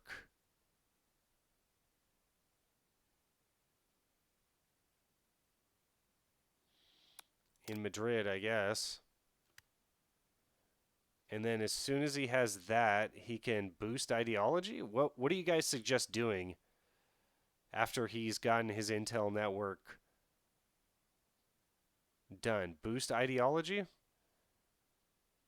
Propaganda. Daily stability drift and negative 0.05 daily war support drift. Okay.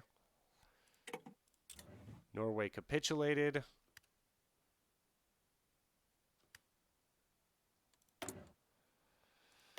See if there's anything that can help us. Motorized attack, motorized defense. Wow, this looks really good. Commando, the special forces attack. That'll be important.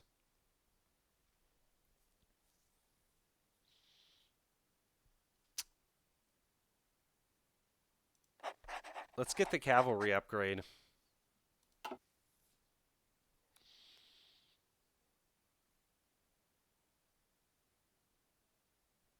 So I can do propaganda every time I declare war against someone. Okay. Do I have to take him off of building this spy network, or I have to wait till the network's already completed? It looks like he's going to toggle on to that and do that next. Oh, he has 226 days. Well, they'll be capitulated by then.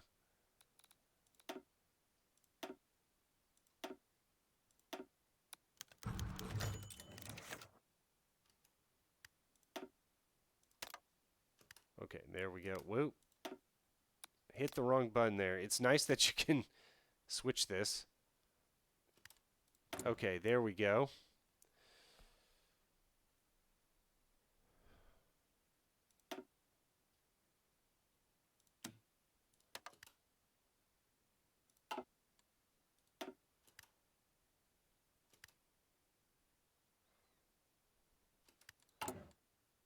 See if I can change any of these modifiers so that we could raise compliance faster. Oh, they're down to 1%. They should be able to go civilian oversight.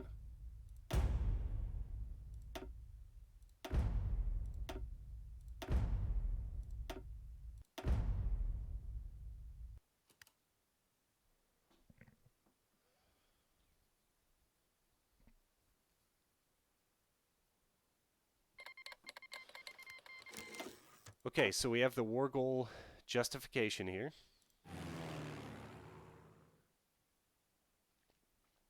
I don't mean the propaganda spies do. I mean the decision for 75 pp.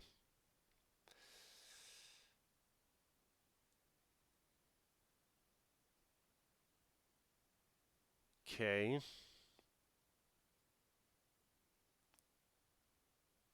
I don't see it up here. Okay, war propaganda. I need less than 50% war support. Okay.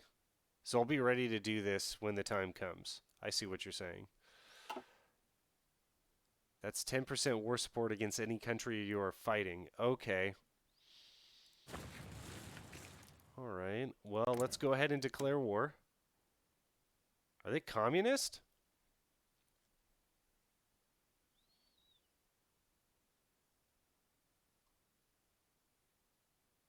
Nope, they're fascist. He has a different picture there. That's what's throwing me off. Their stability is going up. However, it is only 62%. Carlism.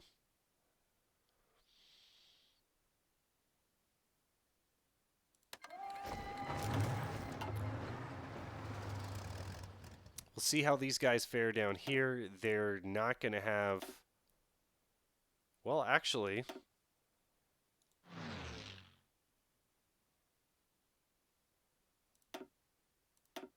Okay, Spain used to all be just one air territory. It looks like they've probably broken it up into several different provinces now. But I still can send my long-range bombers down here to help out, get air superiority down there.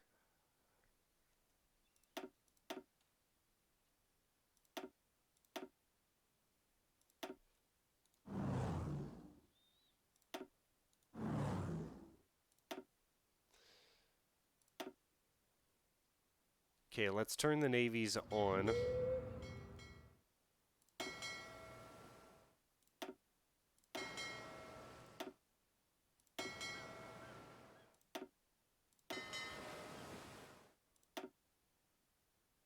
Okay, that's looking nice and green and healthy there.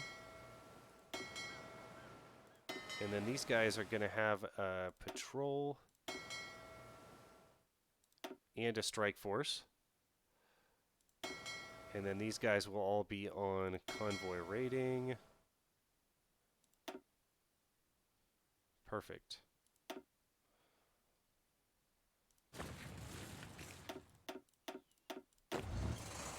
Everyone's on aggressive. It's looking good. Okay, what air wings don't know what they're supposed to do?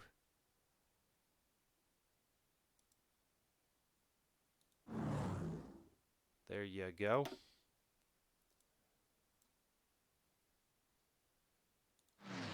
These guys are all looking good, and then we have even more CAS and fighters if we need it, which I would say you always need more CAS and more fighters, so let's get these guys down and ready to go.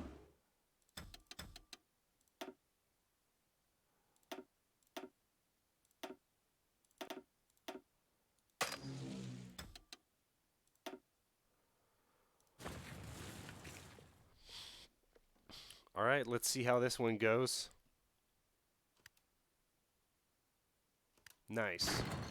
Do I have anything I can do to buff these guys? I don't think that anyone has anything too special there, no.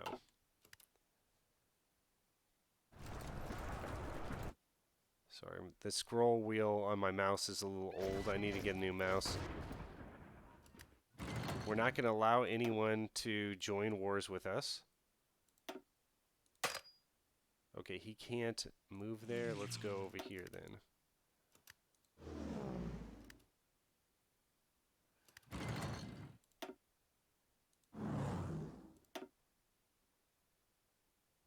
Okay, do the propaganda now that we're at war. Got to get that war support over 50%. So important. Thank you, Credfield.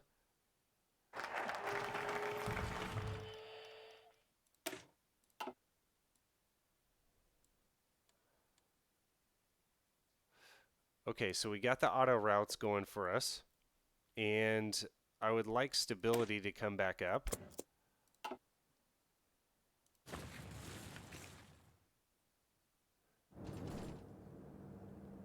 Oh, wow. Okay, so we've made a ginormous breakthrough here. These guys are going to get consumed fairly easily. Let's do what I normally do and just go for a ridiculous encirclement.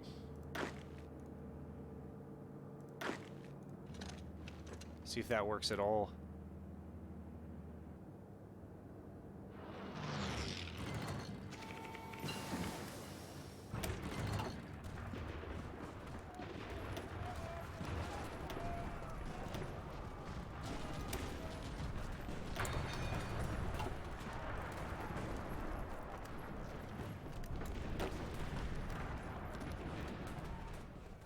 Oh yeah. This is game over time.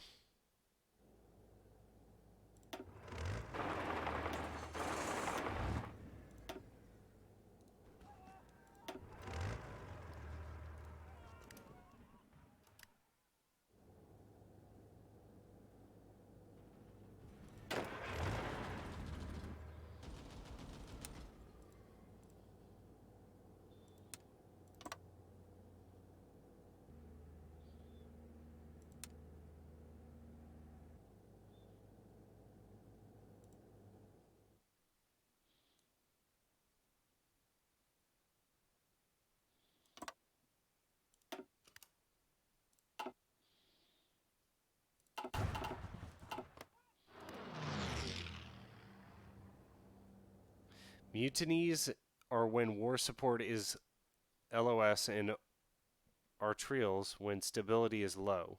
Strikes. I don't know why we need propaganda against Portugal. Did Portugal come in against... Oh. Okay. So we can go up against Portugal as well. That's crazy. All right. Looks like they all lost their armed forces, though, so there's not much that they're going to be able to do against us.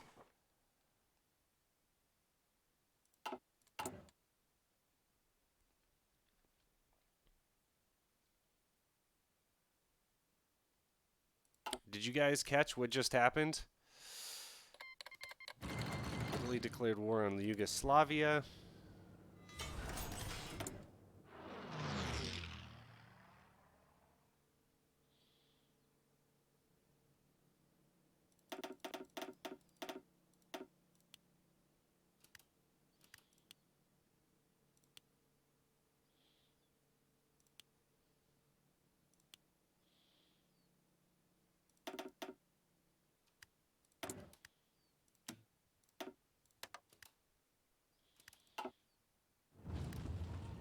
Okay, looking good. We're racing ahead here.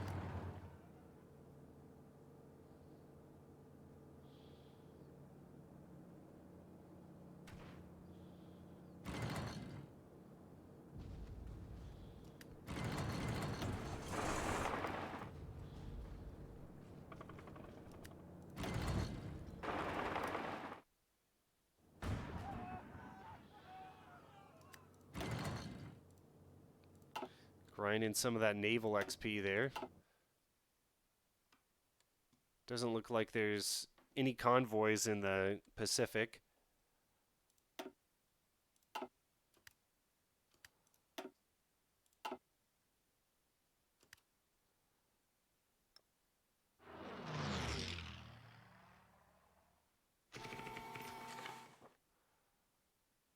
Okay, so we need this war to be over real quick.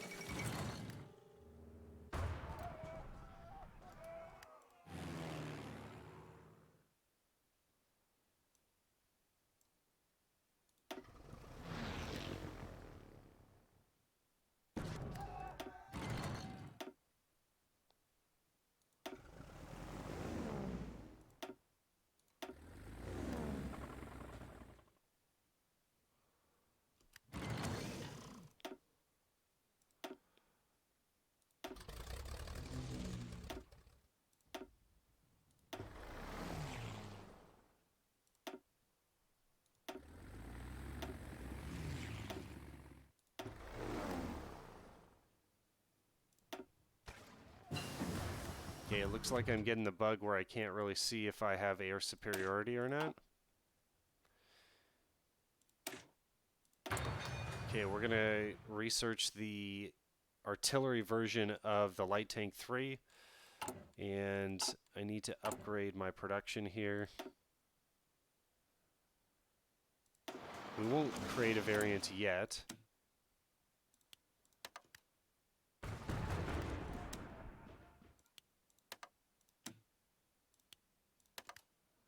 Okay, that makes more sense.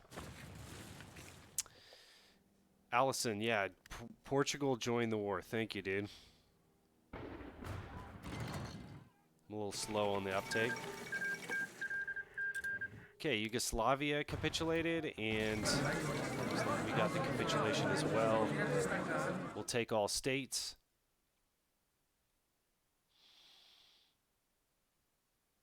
Get that sweet, sweet tungsten, huh?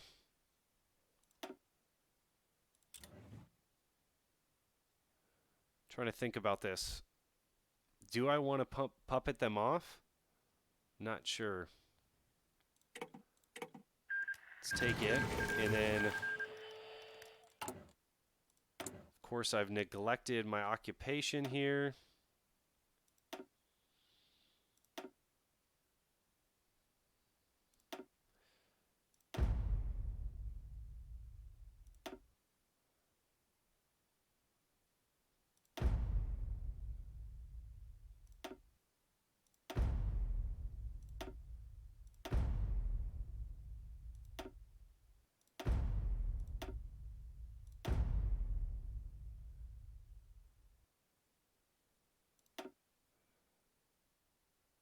Just try military governor first.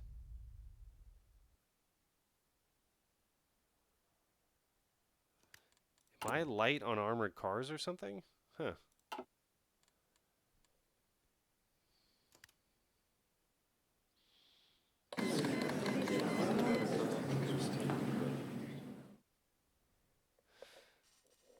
Okay, so we'll take all states there. Got a little bit of equipment. Let's see the occupied territories. Equatorial Guinea.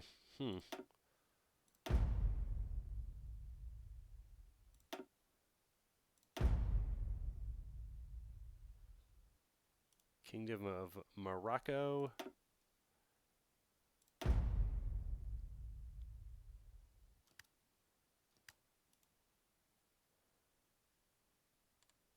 Okay, stability and war support are back up.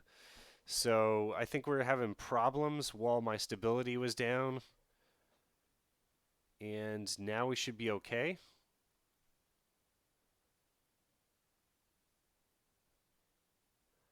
Let's try allocating some of the armored car divisions to some of these higher resistance level states.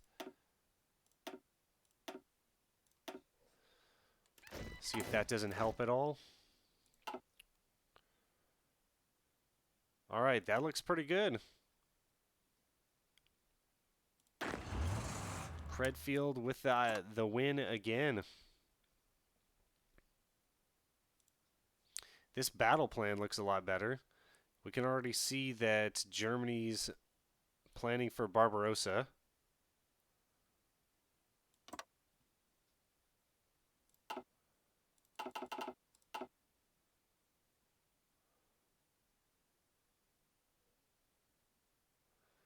And then I need to micro the spies to areas of more importance.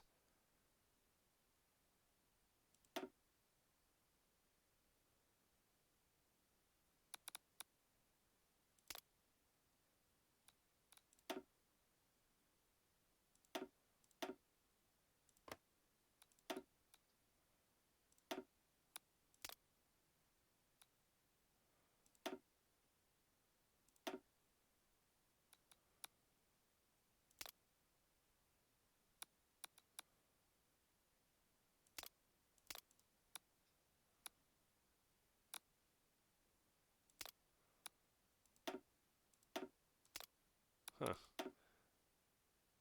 Okay, he's over there. Why won't it allow me to have him resistance out over there? Okay, I guess I won't worry about that. He can go over there. How's this guy doing?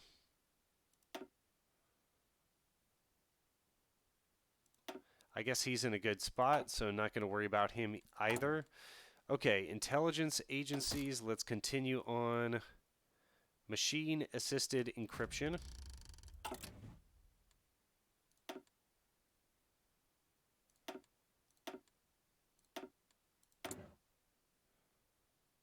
Still getting that war propaganda done.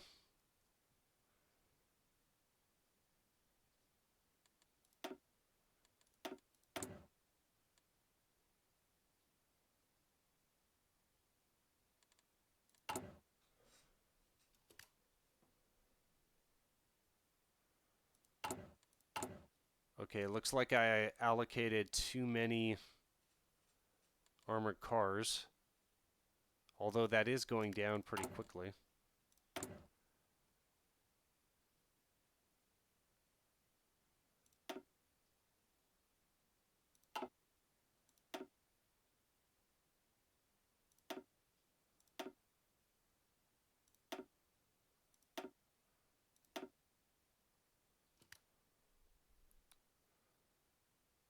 Wow, some of these spots are really bad.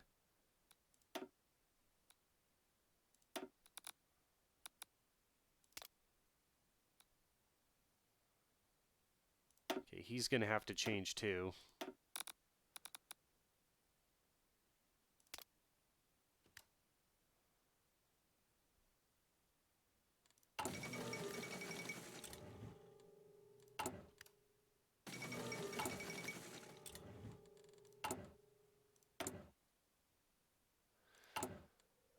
Okay, so I might even need to research the next upgrade to military police, for sure.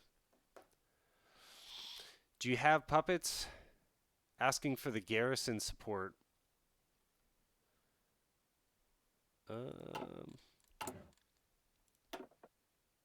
Yes, I have 3 puppets. We got the French Raj, French Malaya, and French East Indies. Good. Credfield is like on top of his game always. They're not going to let me request garrison support. That's crazy. Okay, who else? Malaya will. Awesome. Why is my research speed so bad? Because I'm on elite mode, elite difficulty. And I need to get more slots, I know that too. Wow, we got 250,000 manpower. Nice, awesome. Okay, so that's going to give us a lot of manpower right there. That's crazy. Okay, so now I can start to upgrade the compliance in the different areas. And hopefully that will snuff out the resistance problems that I've been seeing here.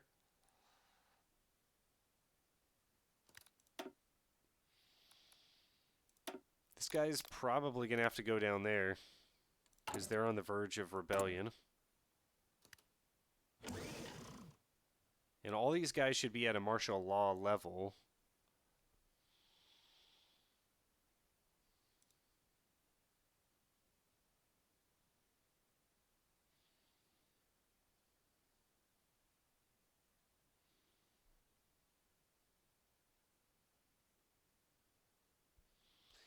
Yeah, if it seems like, oh, what's this idiot doing? Like, why isn't he doing that good? Like, this is crazy. Just remember, I'm on elite Iron Man mode all the time. That's all I play with, guys.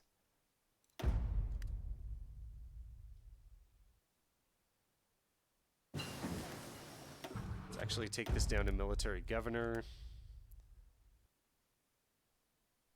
Okay, that's looking good.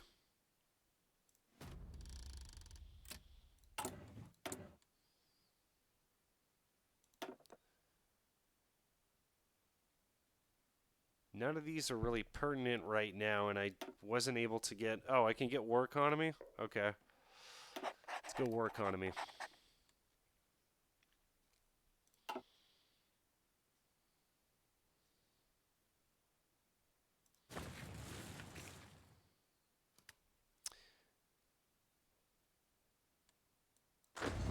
What is going on here? Why aren't they lining up?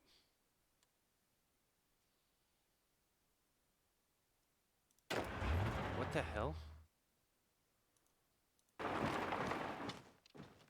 They're on orders, right? Like...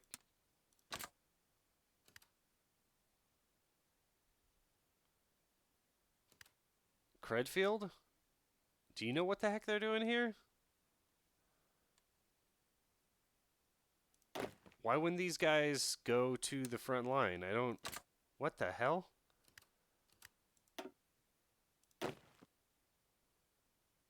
Will they even move up?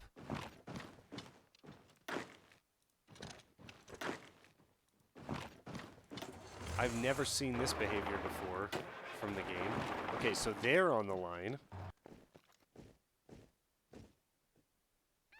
Kind of. Are there more orders over here or something? That is so weird. Why wouldn't they line up?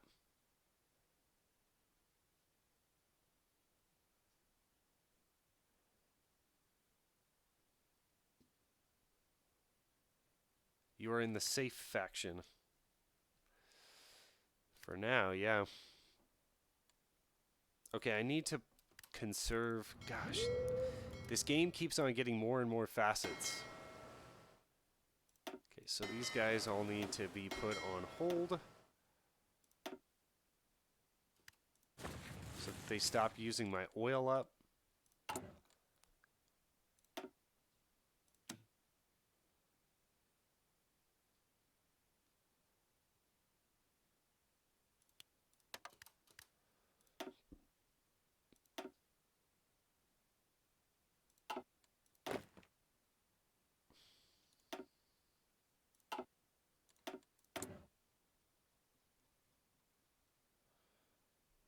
Okay, so we have a lot more things that we could do with these slots.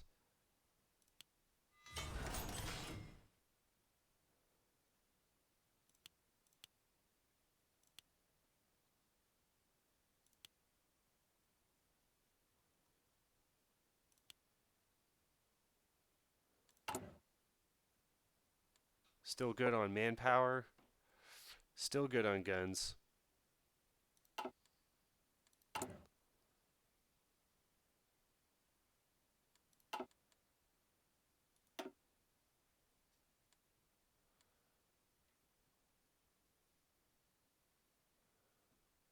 Oh, are they into Barbarossa already?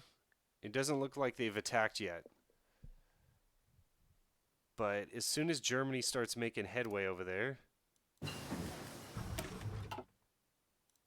we will attack them. They want military access for what? This game's starting to act goofy. So Credfield, do you think they're not lining up because we're in the same faction? Why would that negate them from moving up to the line? That's real weird.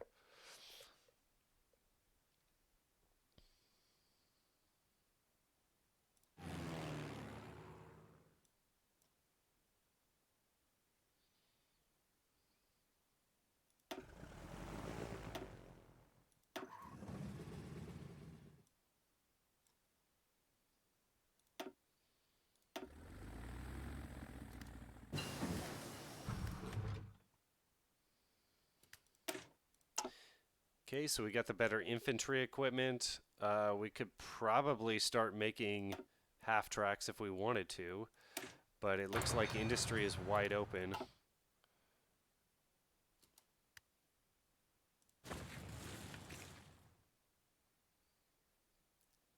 Okay, so we're moving up. That's looking fine.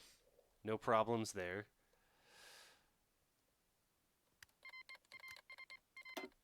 I'm just curious what's going to happen after we get this. So we can't do diplomatic freedom.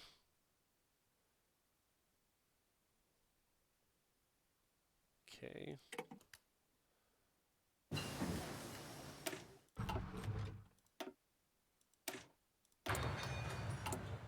So we can start our new production line here. And we can create from stockpile.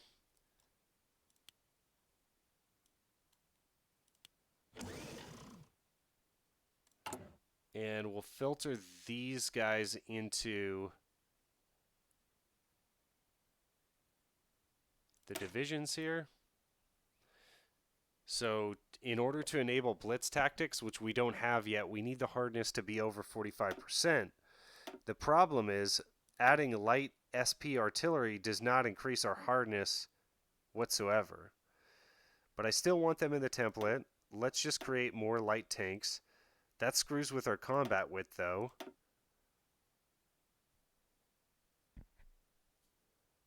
The speed is the main thing, and it's still at 12. And now our hardness is over 50%. So I'm liking that.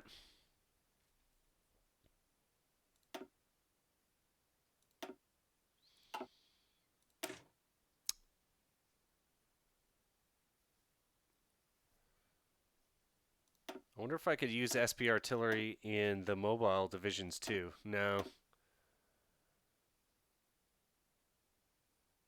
These guys should have support anti-air.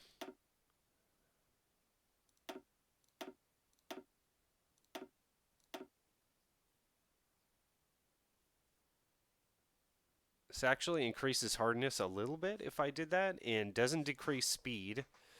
HP recovery rate, weight is down, soft attack is up, armor is up.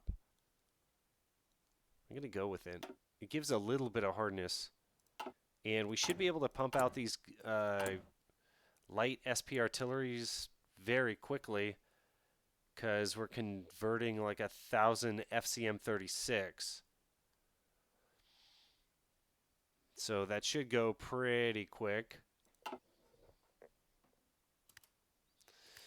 And now it's just going to be all about managing the resistance. I wonder if there's going to be a huge chunk of resistance that goes away.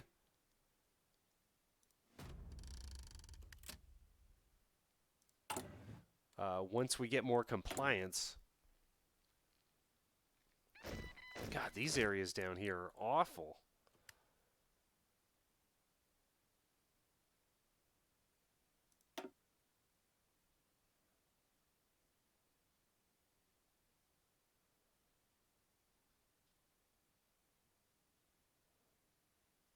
Belgium.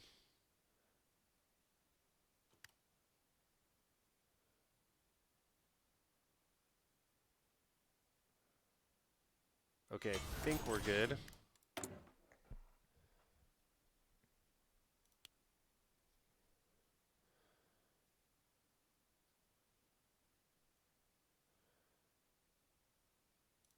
put 2 into that.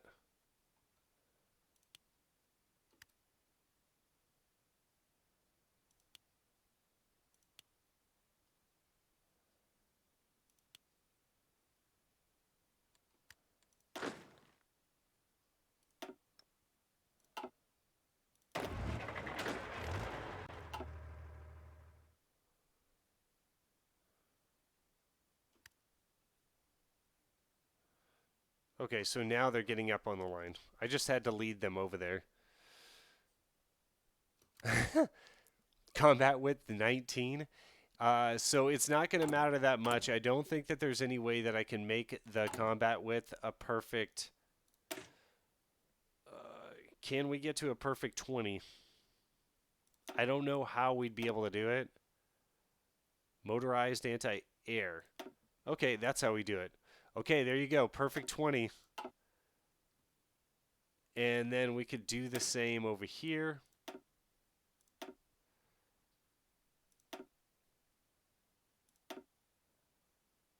There you go, dude. Does that feel good or what? Perfect 20 width. Just looking beautiful. Nice and shiny. And we're going to start training motorized divisions because we have that motorized expert. Is he an expert? Yeah, cavalry expert, motorized attack and defense. And we have plenty of tanks in stockpile. 2K. We're probably going to need just one more division.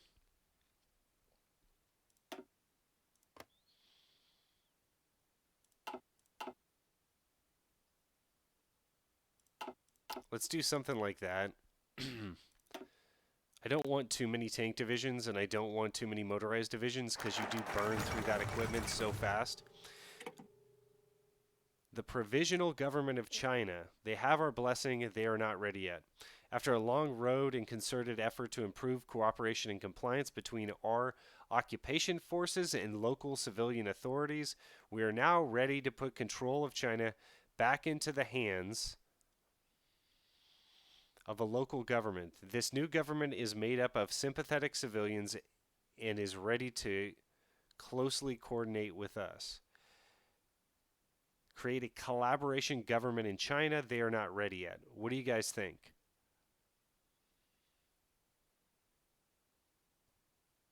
Do armored cars get the motorized bonus? I have no idea.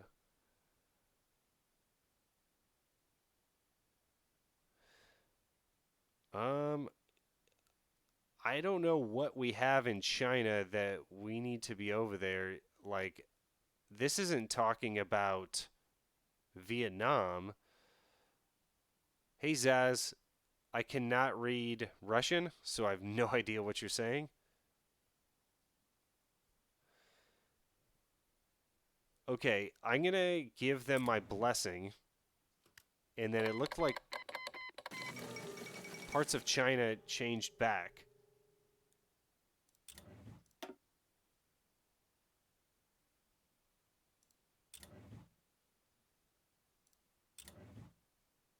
Wait, are we losing all these places? Provisional Government of Guinea, Upper Volta? No.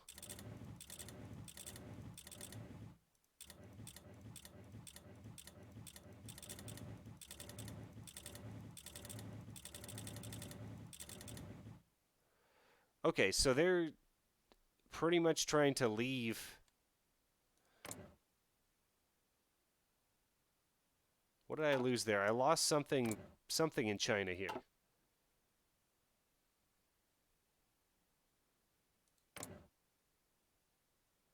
Okay, they're now my puppet government.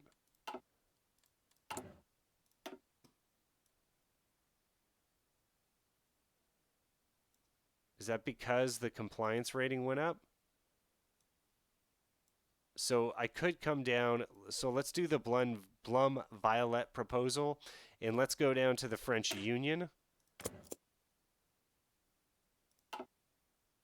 And let's give them the decision to incorporate into France. But I'm pretty sure that's because the compliance went up to a certain level.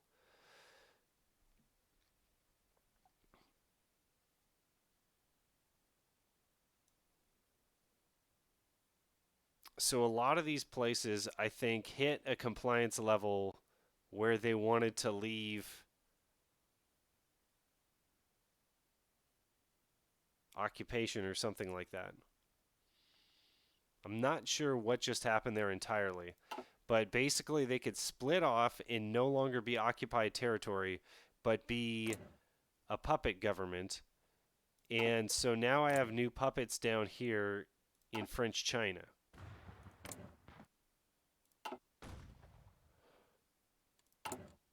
And then when we get down to the French Union, a referendum in various parts of the colonial empire will be held. Some parts may choose to become fully independent instead.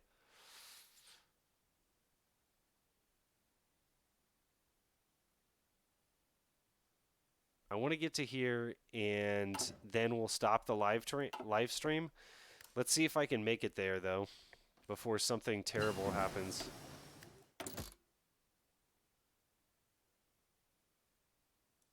Okay, let's get some passive defense going.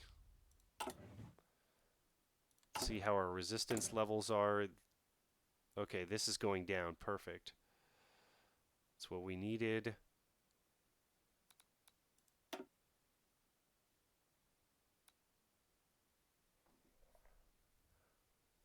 Okay, all four of these guys are right here, right where they need to be. That's perfect.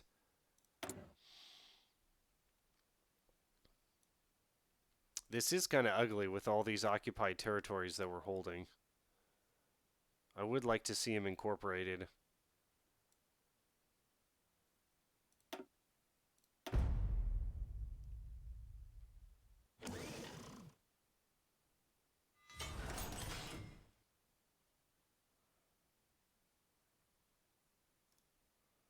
Okay, so these areas are still going to have to be martial law.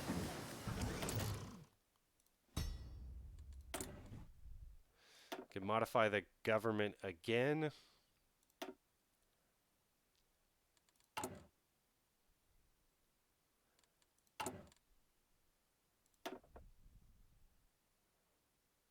Not sure what to go with here.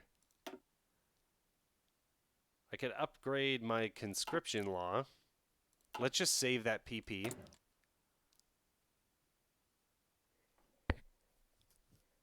God, because the compliance is so high. Like, I have so many factories now. This is insane.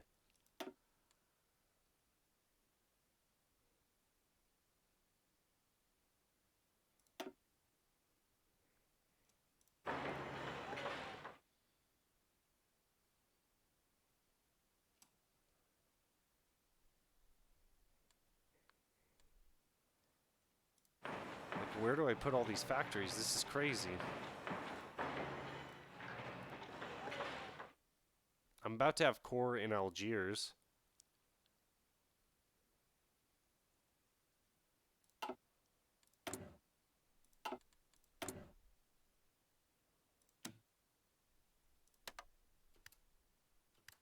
Stability is great. War support is great.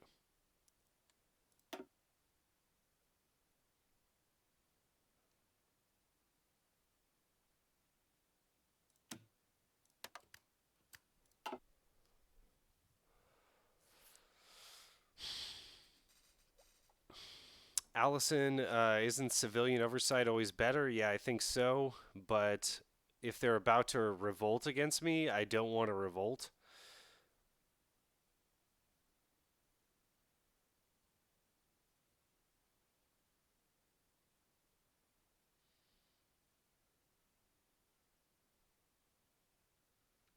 Check your original colonies like Syria and West Africa. Is that just for my production?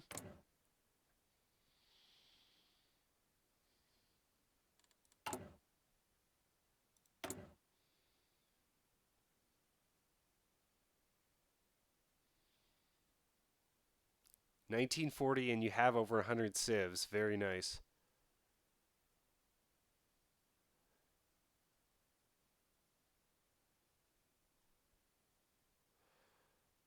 Yeah, I definitely want to keep resistance below 20%, that's for sure. And we're getting some good compliance here.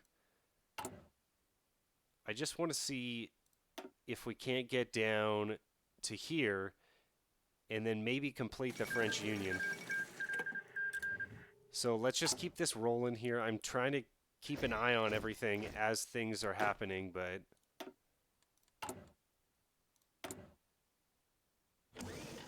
these guys have to stay martial law.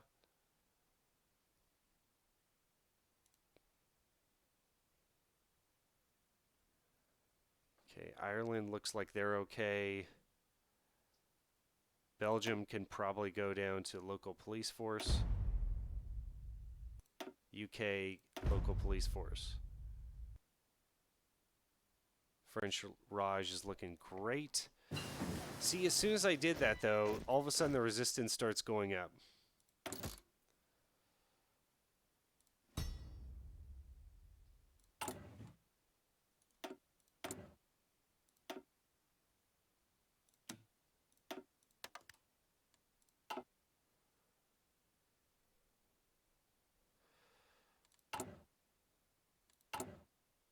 $141 factories. That's crazy. Okay, so we had a decline. Okay, let's see how much citizenship that gives us.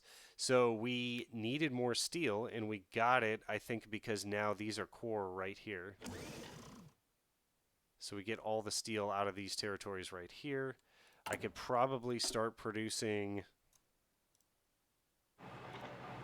factories up there because they're now cores.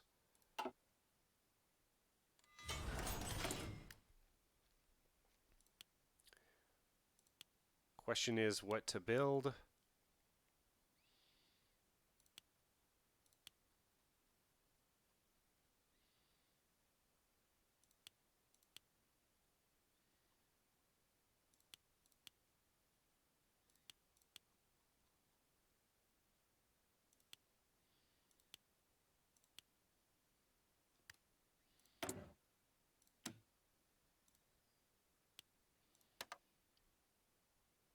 It's interesting, as compliance rises, the more aluminum that's available. I'm not sure, or maybe that's a trade thing. Maybe that's because there's less people to trade with, so that there's more aluminum on the free market. God, we have political power up the wazoo. Like, this focus tree build is just broken. Like, I would guess you could probably do better if we really thought about it, but I mean, we're crushing this out of the ballpark. Like, it's 1941. I would rather have Germany by now, but still, we're still crushing it, guys. This is crazy. And we are on Elite Iron Man mode.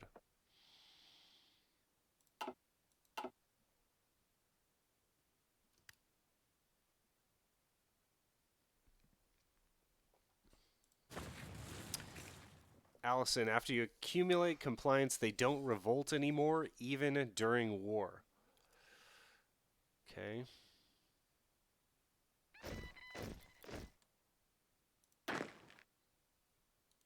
I'm just waiting for Japan to attack me.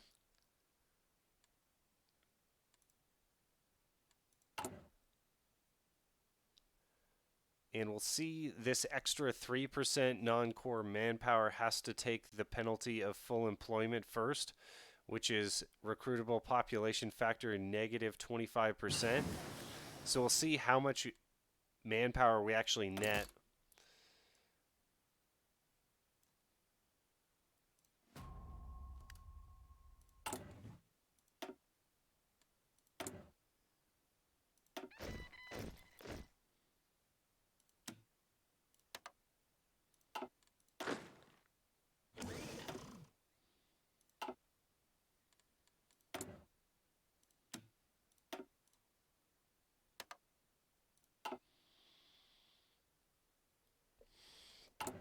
I'm kind of just rushing this as quickly as I can here. Okay, we just expanded the citizenship, so let's see how much manpower we get. And then we'll get France indivisible and get that compliance knocked out of the ballpark.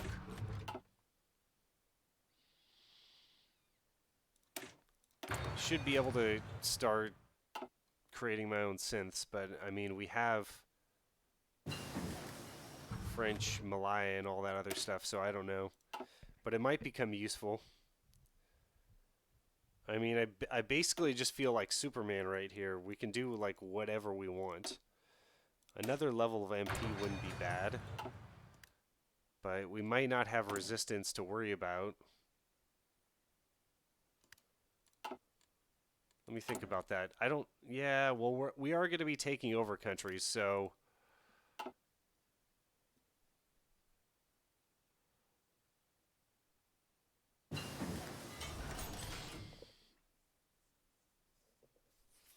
when do you think Japan is going to declare war against me? Because that's probably exactly what I'll do. I'll probably leave the Axis, join Japan if Japan's not in the Axis. I guess Japan could be in the Axis, though. We got here commando training. Chance of recruiting an operative with the commando trait. Blueprint stealing.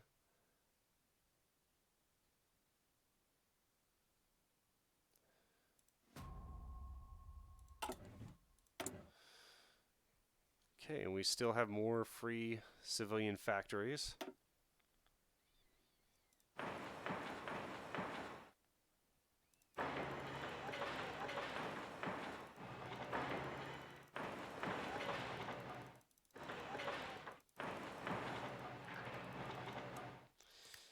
There we go. We no longer have devalue the franc. So I think that was screwing with our stability or something like that. And Japan is usually in their own faction. It looks like it. I mean, I know that they were in the Axis ceremonially, mainly. They didn't do much, but they were in the Axis, so I don't know why they wouldn't be in the Axis now. It's April 1941.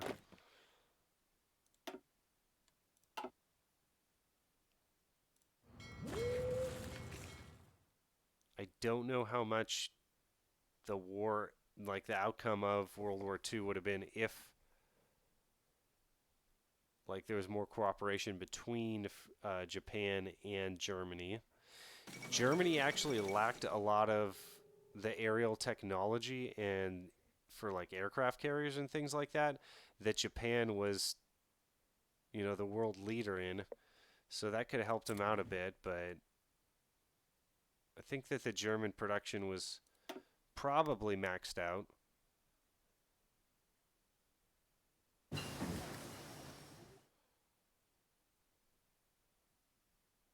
We're already, so Fox, we're already in the Axis.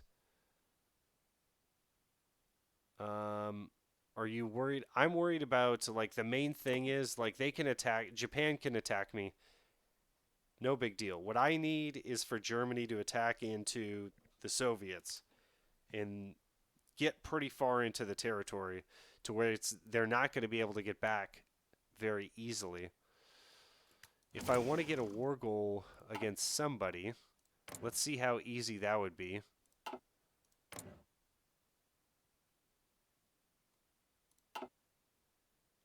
Okay, so there's still...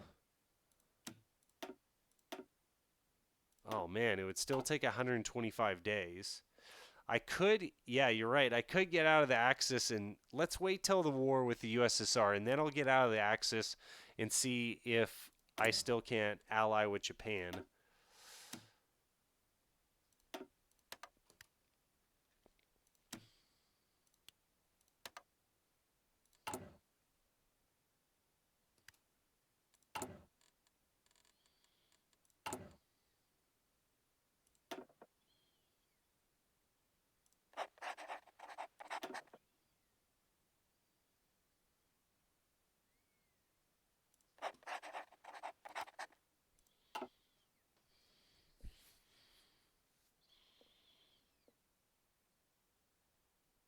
Japan will sign the tripartite pact for sure.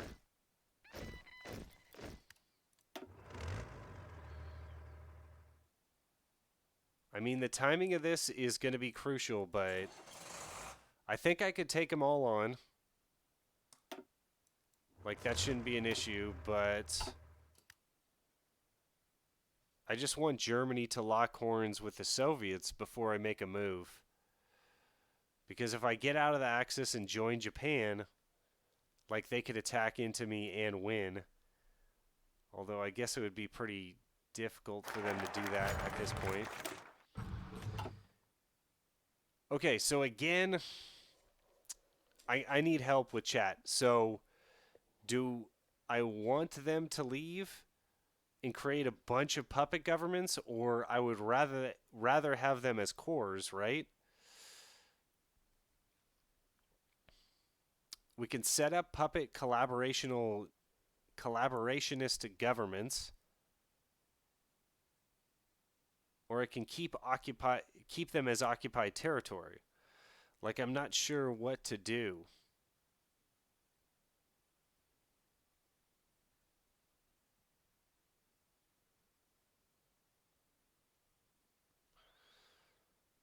I don't know if Japan would kick me out of the Axis. So I'm going to say no to all this. And then we'll get to our goal here, which was the French Union.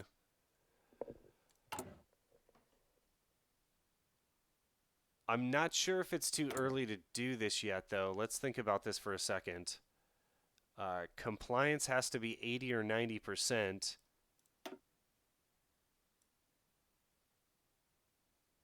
Or else they pretty much won't join me.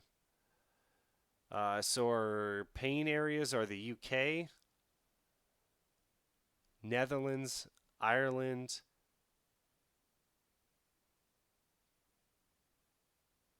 Portugal, nationalist Spain. So I pretty much can't do the French Union because we need compliance to raise in all those countries. We did get some good compliance, though.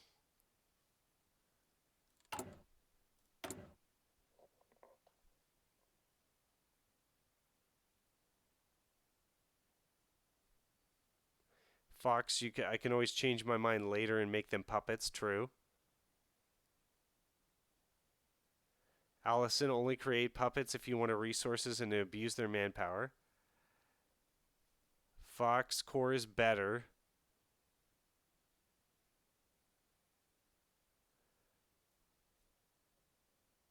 The only provisional governments that you can think of is China and India. Okay. Check the comp on the core colonies territory: Syria, Africa, Indochina. The compliance on Syria, Africa, and Indochina.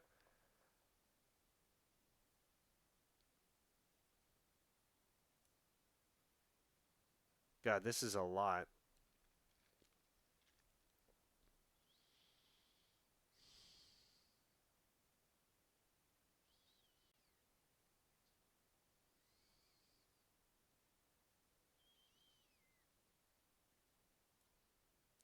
Well, Indochina is 91%.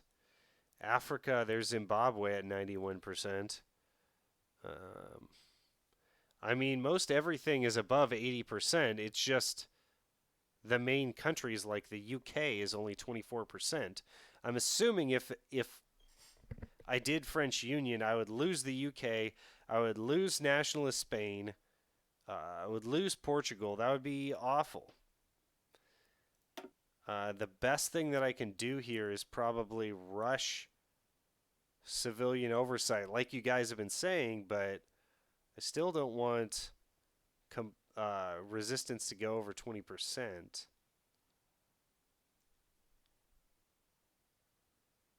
This looks like it could probably go down. Portugal.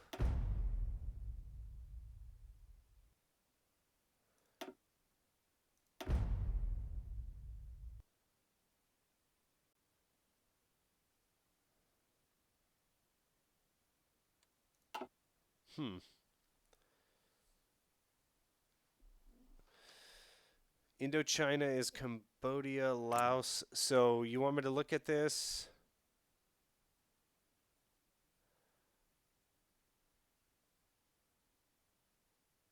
Huh.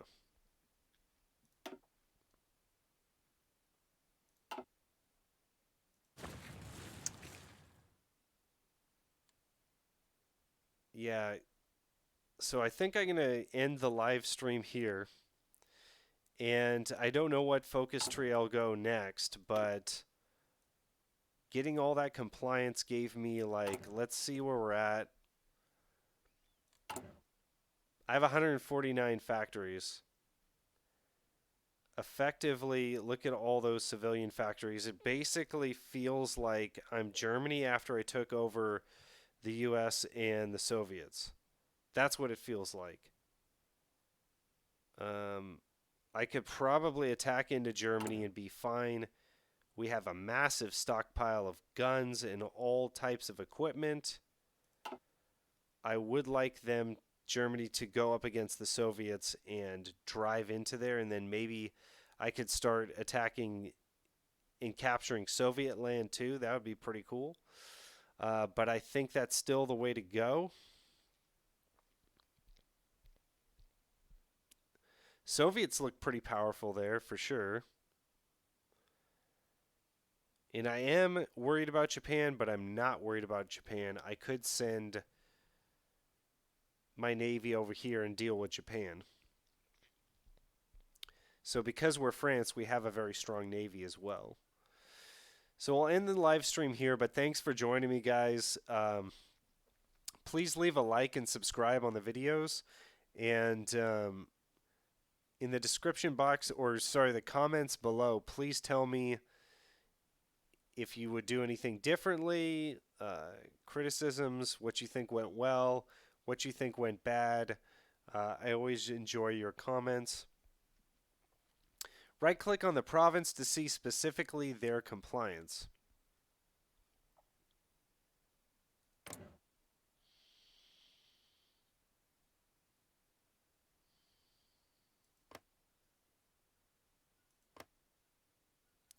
Still not sure how to do that. I mean, their compliance in Cambodia was all over 80%.